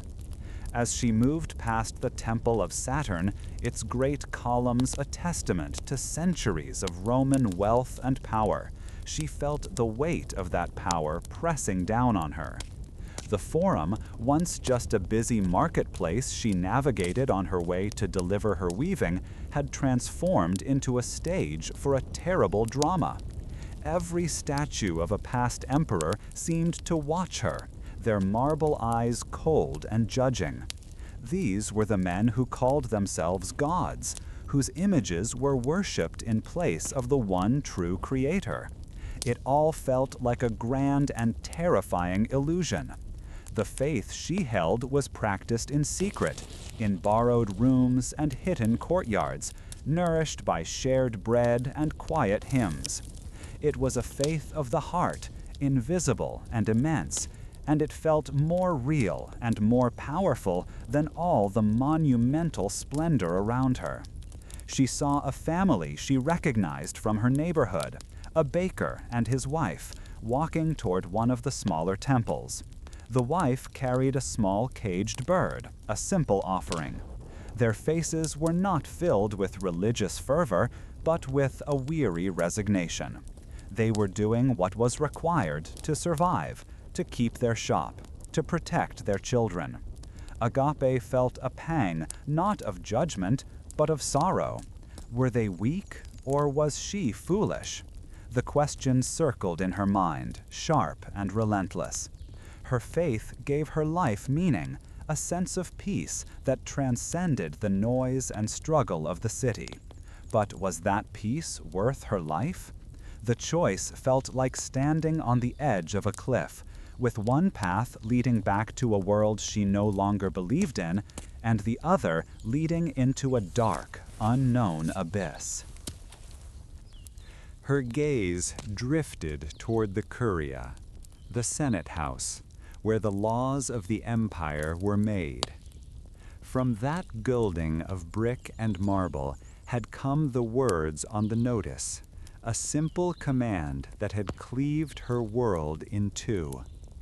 It was a reminder that the decisions of powerful men in distant rooms could reach into the most private corners of a person's soul, demanding allegiance where it could not be freely given. The entire machinery of the empire, its legions, its laws, its grand architecture, was now arrayed against a belief held in the quiet of the human heart.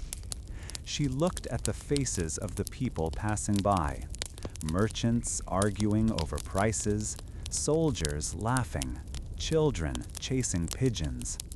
For them, this was just another day, the required sacrifice a minor civic duty, like paying a tax. For Agape, it was the moment her two worlds could no longer coexist. She thought of the stories she had been told, of the apostles and martyrs who had faced lions and fire rather than renounce their faith. Their courage felt superhuman, a standard she could not possibly reach. She was just Agape, a weaver who loved the color of dyed threads, the taste of fresh figs, and the sound of her friends singing together in a hidden room. Her faith was not a weapon or a banner. It was a quiet garden she tended in her heart. Now, the soldiers of the emperor were at the gate of that garden, demanding she tear it up by the roots and plant a foreign seed in its place. The simple act of walking through the forum had become a pilgrimage through a landscape of her own fears and doubts. She reached the far end of the great public space, leaving the grandest temples behind her. The streets here became narrower, the buildings smaller and more crowded. She was heading toward the Subura, the sprawling, noisy district where she lived, a place far removed from the marble magnificence of the state's domain. It was in these humble streets that her community found refuge, their fellowship a silent act of defiance against the edicts proclaimed in the center of the city. Her decision was not yet made, the conflict within her still a raging fire. But her feet were carrying her away from the symbols of imperial power and toward the people who shared her secret hope. The Forum, the spiritual and political heart of the empire, now represented a profound and dangerous choice, a test she was not sure she had the strength to pass. The path ahead was uncertain, fraught with danger no matter which direction she turned. Yet, as she left the grand square, the sounds of the priest's chants and the official proclamations began to fade, replaced by the more familiar clamor of daily life. The shouts of vendors and the laughter of children were the sounds of her own world, a world where faith was not a public performance, but a private whisper. She did not know what she would say when her community asked if she had made her offering, if she had bought her safety with a pinch of incense. The question felt like a heavy stone in her gut, and she knew it would remain there until an answer was forced from her. She quickened her pace, the desire to be in a place of safety and familiarity a powerful pull. The grandeur of the Forum was designed to inspire awe, to make every citizen feel a part of something vast and eternal. But for Agape, its scale had become oppressive, its beauty a mask for a deep and unforgiving cruelty. The true temple was not of stone, but of people. The most important covenant was not written on a bronze tablet, but on the human heart. This knowledge was both her greatest comfort and her most terrible burden, a truth she might have to defend with her own life. She turned a corner, and the last view of the gleaming columns and towering arches disappeared behind a tenement building. Here, the air smelled of cooking fires and damp laundry, a scent that was, for the first time that day, a small comfort. The choice remained, a shadow that would follow her into the coming days. She could not know the future, nor could she guess the ultimate fate of the empire. She could only decide what she, a single woman in a vast city, would do when her moment of testing arrived. Agape reached the door to her small apartment, the familiar weight of her day settling upon her shoulders as she prepared for the evening. Tomorrow would bring its own fears, its own impossible questions demanding an answer. Summary. This section explored the Forum during the Decian persecution of the 3rd century CE through the perspective of a secret Christian woman, Agape, whose internal moral conflict over a mandatory sacrifice highlights the growing tension between the Roman state religion and new emerging faiths. End state. Agape has left the Forum and returned to her neighborhood, still wrestling with the life or death choice presented by the imperial edict, feeling the immense pressure of the state against her personal faith. The old man, Valerius, shifted his weight on the fallen column. Its marble surface, worn smooth by centuries of rain and wind, was pleasantly warm against his legs, a small comfort in the vast and silent space. His granddaughter, Lucia, sat on the grass nearby, her attention focused not on the monumental ruins around them, but on the stubborn goat that was trying to nibble the hem of her tunic. The rhythmic sound of the goat's chewing was one of the few noises that broke the quiet. Valerius cleared his throat, a dry, dusty sound, and pointed with a trembling hand towards a wide rectangular foundation overgrown with thistles. "There," he said, his voice thin but clear, "that was the Basilica Julia. Imagine, child, a roof so high it seemed to touch the clouds, and the floor filled with hundreds of men in white togas, their voices a constant hum like bees in a hive. They argued over laws and contracts all day long." Lucia glanced up from her goat, her brow furrowed in concentration. "Did they shout?" she asked. "Like Marcus the baker when someone tries to take a loaf without paying?" Valerius managed a weak smile. "Louder," he replied. "They shouted about the fate of whole provinces, about fortunes in gold and grain. Their words decided things for people who lived 1,000 miles from here." He looked at her small face, trying to see if any of it registered. She seemed to consider this for a moment, then turned back to pull a weed from the goat's reach. To her, this place of ghosts was simply a good open pasture, the best one inside the old city walls, a place of practical value that had nothing to do with forgotten arguments. This practicality was visible everywhere he looked. Further down the gentle slope, near what was once the temple of Antoninus and Faustina, Valerius saw 2 men with a heavy cart and iron bars. They were patiently prying loose a section of marble frieze from a wall. He remembered that same frieze from his own youth, a procession of gods and heroes carved with such life they seemed to breathe. Now, the figures were just a source of stone, to be broken up and burned in a kiln to make lime for mortar. A bitter taste rose in his throat, like old wine gone to vinegar.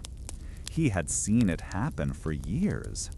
The great bronze equestrian statue of a long-dead emperor had disappeared piece by piece.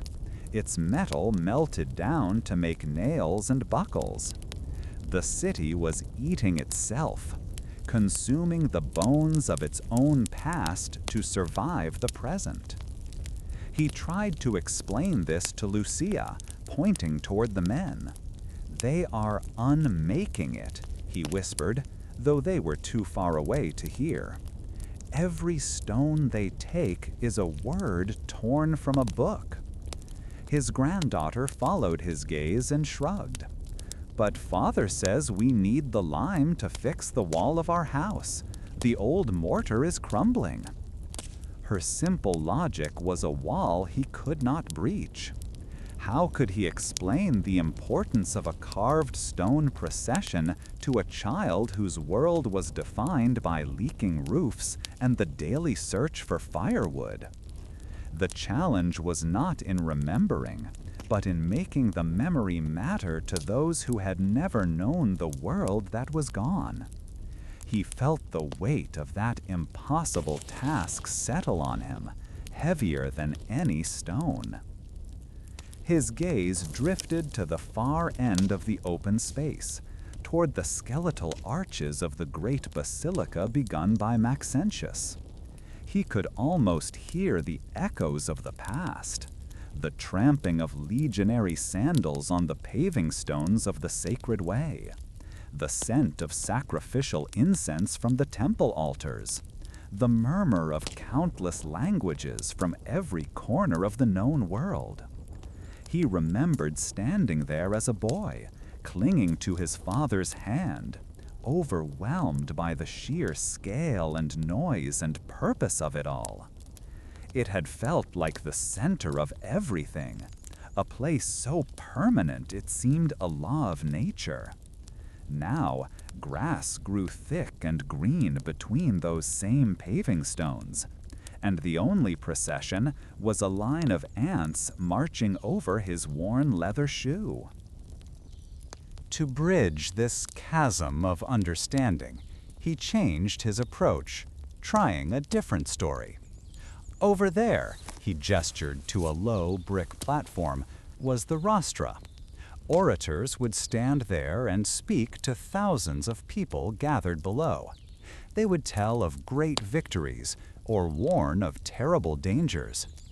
He remembered hearing a magistrate give a speech from that very spot, his voice booming across the crowd, filled with a confidence that seemed to ripple through the air. One man's voice could change the mood of the entire city, he explained. He could make them cheer, or make them afraid, or make them angry enough to march to war. He wondered if such power still existed in the world, the power of words alone to move so many.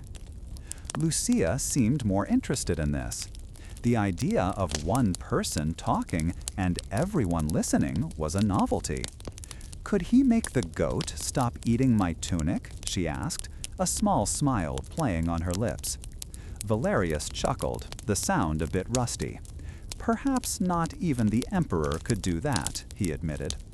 The small moment of shared humor felt like a minor victory. For an instant, they were not a weary old man and a distracted child, but simply a grandfather and his granddaughter sharing a quiet moment.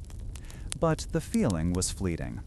His eyes fell upon the ruins of the Senate House, its roof long gone, its marble benches stripped away, and the familiar ache of loss returned. He tried to tell her of the senators who debated there, their decisions shaping the world, but he found the words would not come. The world they had shaped was gone, and this was its graveyard.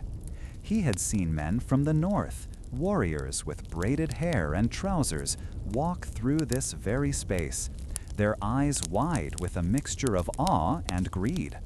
They took what they could carry and broke what they could not. But they were not the ones who had truly dismantled it.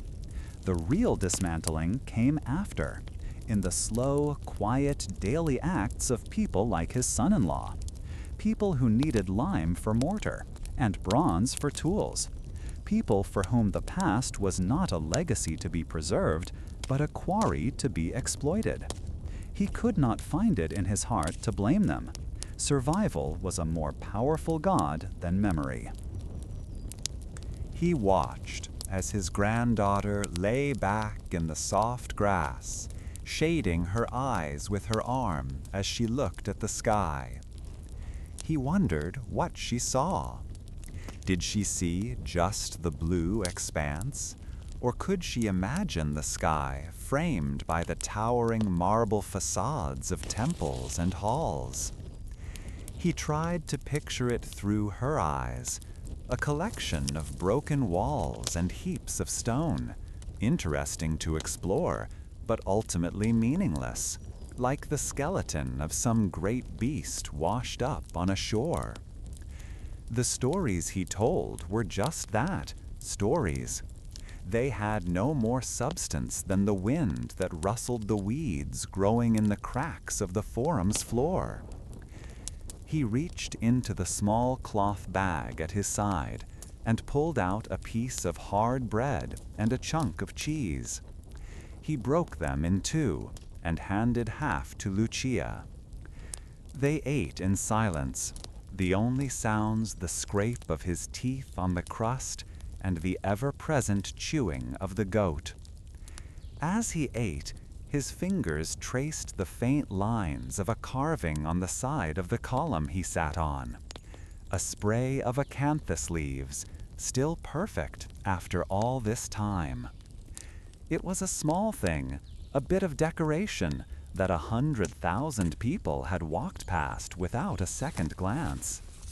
Yet a man had spent days, perhaps weeks, carving it, his hands shaping the unfeeling stone into something beautiful.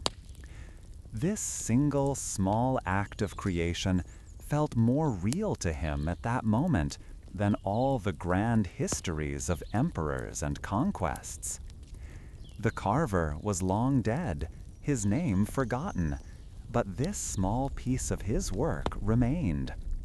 It had outlasted the Senate, the Empire, and the gods they worshipped.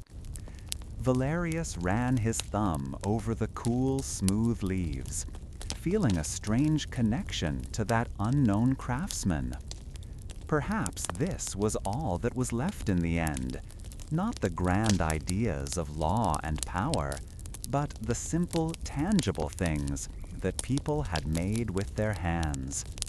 Perhaps the memory was not in the stories of great men, but in the stones themselves. As the afternoon light began to soften, casting long shadows from the remaining columns, Lucia finally managed to coax the goat into moving. It was time to go home. Valerius pushed himself up, his joints creaking in protest. He took one last look around the vast, quiet expanse.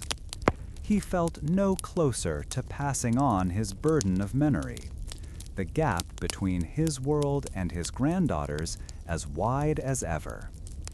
She held his hand as they started the walk back, her small fingers warm in his.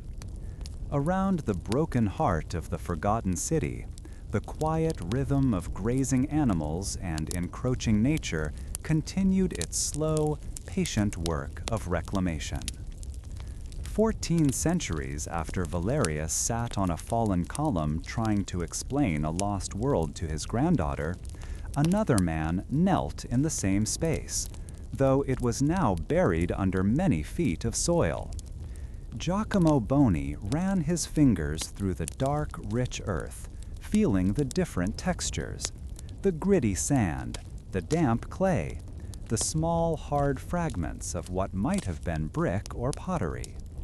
For generations, this place had been the Campo Vaccino, the cow field, a pasture where the ghosts of an empire slept beneath the hooves of livestock. His work was to awaken them. All around him, a team of laborers moved with a slow, deliberate rhythm, their shovels slicing into the ground, peeling back layers of time as one might peel an onion. Each layer told a different part of the story, from the packed dirt of the Middle Ages to the black ash of ancient fires. This sense of uncovering a hidden conversation guided every decision he made. He motioned to a foreman, pointing to a section where the soil color changed abruptly. This was a boundary, a line drawn by time itself, and it had to be respected. The government in the newly unified Italy wanted grand discoveries, marble statues, and gleaming treasures that could be displayed as symbols of a reborn nation. However, Giacomo understood that the real treasure was not in a single object, but in its context. A simple clay pot found next to a carbonized wooden beam and a handful of animal bones told a far richer tale of a golden eagle standard pulled carelessly from the ground. Consequently, his process was slow, methodical, and often frustrating to the officials who funded his work. His team of workers, men from the surrounding city, saw the work differently. For them, it was a job, a way to feed their families by digging into the dirt that their own ancestors had walked upon. Yet they were learning his methods. They no longer used heavy pickaxes that could shatter delicate artifacts, but instead employed lighter shovels and trowels, calling out to him whenever the metal tool struck something solid. One such call came now, from a man working near the base of what was slowly being revealed as a massive temple podium. The worker, a young man named Enzo, had a look of excitement and caution, a combination Giacomo had worked hard to instill in his crew. Giacomo walked over, his boots sinking slightly into the soft, excavated soil. He knelt beside Enzo, who pointed to a small, dark object half buried in the earth. It was a coin, caked in mud, but unmistakably metal. Instead of prying it out, Giacomo used a small, fine-bristled brush, whisking away the dirt with gentle strokes. As the details emerged, his breath caught. It was not a coin of the great emperors, like Augustus or Trajan, whose images were found frequently. The profile was older, sterner, the lettering simpler. It was a relic from the Republic, a small piece of bronze that had been dropped by a farmer like Titus buying grain, or perhaps by a legionary's wife like Livia as she pushed through a crowd. Holding the small disc in his palm, he felt a profound connection to the countless, nameless lives that had moved through this space. The challenge he faced daily was one of translation. He was not merely digging up stones and metal, he was tasked with piecing together a shattered narrative. Each fragment was a word, each foundation a sentence, and the layout of the entire forum was a grand, sprawling epic. His job was to arrange these words and sentences back into a coherent story that his own world, a world of steam engines and telegrams, could understand. He had to bridge the immense gap between their reality and his, giving voice to the silent ruins. A workman from another section called out, having found a piece of an inscription. Giacomo carefully wrapped the coin in a soft cloth and moved toward the new discovery. It was a shard of marble, heavy and cool to the touch. The letters were carved with a beautiful, confident precision, a message from a long-dead official meant to last for eternity. He traced the deep V-cut of a letter with his finger. To the men who carved this, their world was the only world, permanent and unshakable. They could not have imagined it buried under a cow pasture.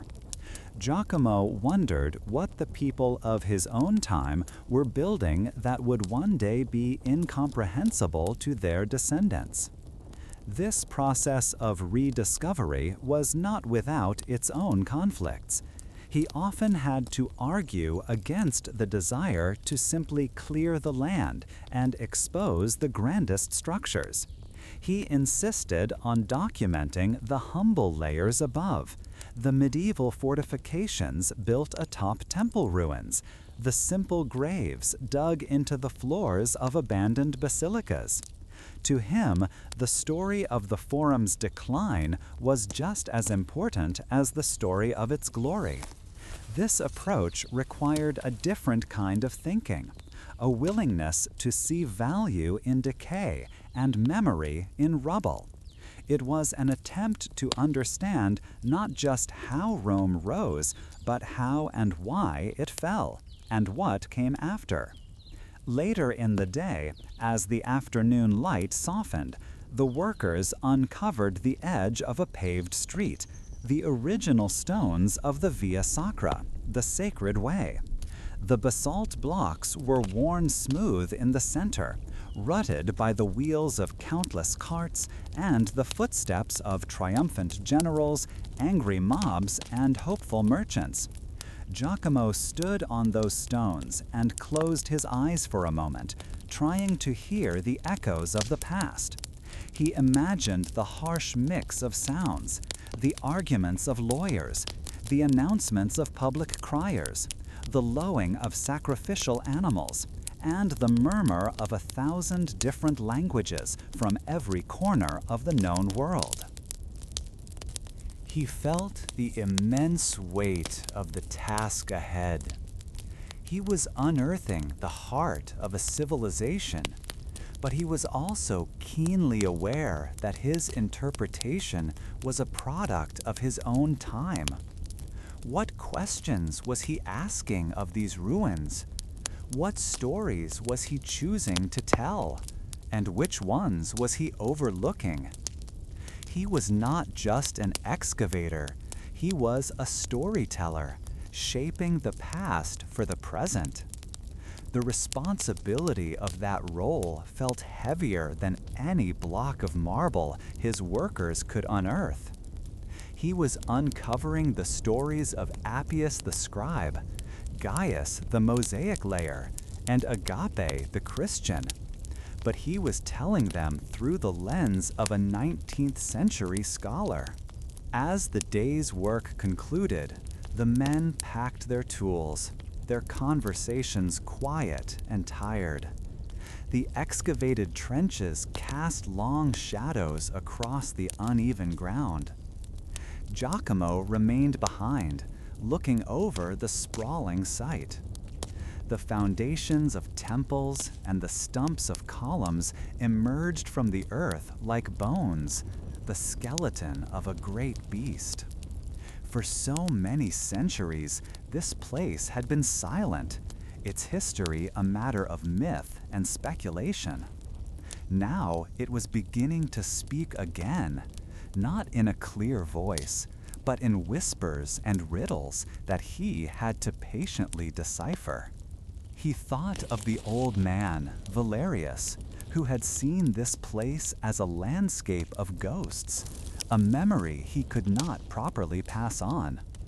Now, centuries later, Giacomo was trying to reclaim that memory, not from a living mind, but from the earth itself. The challenge was no longer just to remember, but to understand, to organize the chaos of the past into a new kind of order. The work was slow, painstaking, and would likely consume the rest of his life. Yet, as he stood there, he felt a quiet sense of purpose, a feeling of being a bridge between worlds. The deepening twilight softened the sharp edges of the broken marble, and a cool breeze drifted down from the Capitoline Hill. This small valley had witnessed the birth of a republic, the rise of an empire, and the long, slow decay into a field of rubble. And now it was witnessing a rebirth, not of stone and mortar, but of knowledge and understanding. The scent of the cool, overturned earth lingered in the quiet evening as Giacomo considered the immense, silent conversation he had just joined, a dialogue that stretched across thousands of years. And so, our journey through the stories of the Roman Forum comes to a gentle close for tonight. The great debates of the Curia have fallen silent. The merchants have packed their wares, and the footsteps of consuls and commoners have long since faded from the Via Sacra.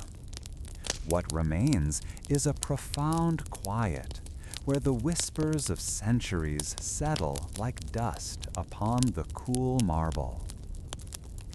Imagine the moon casting long, soft shadows across the worn flagstones where so much of history unfolded. The ambitions, the triumphs, and the simple daily moments are all at rest now. Let the deep peace of this ancient, sleeping heart of Rome settle over you. Allow the clamor of your own day to fade, just as the voices of antiquity have. May your rest be deep and untroubled, drifting on the silent currents of these timeless stories. Sleep well.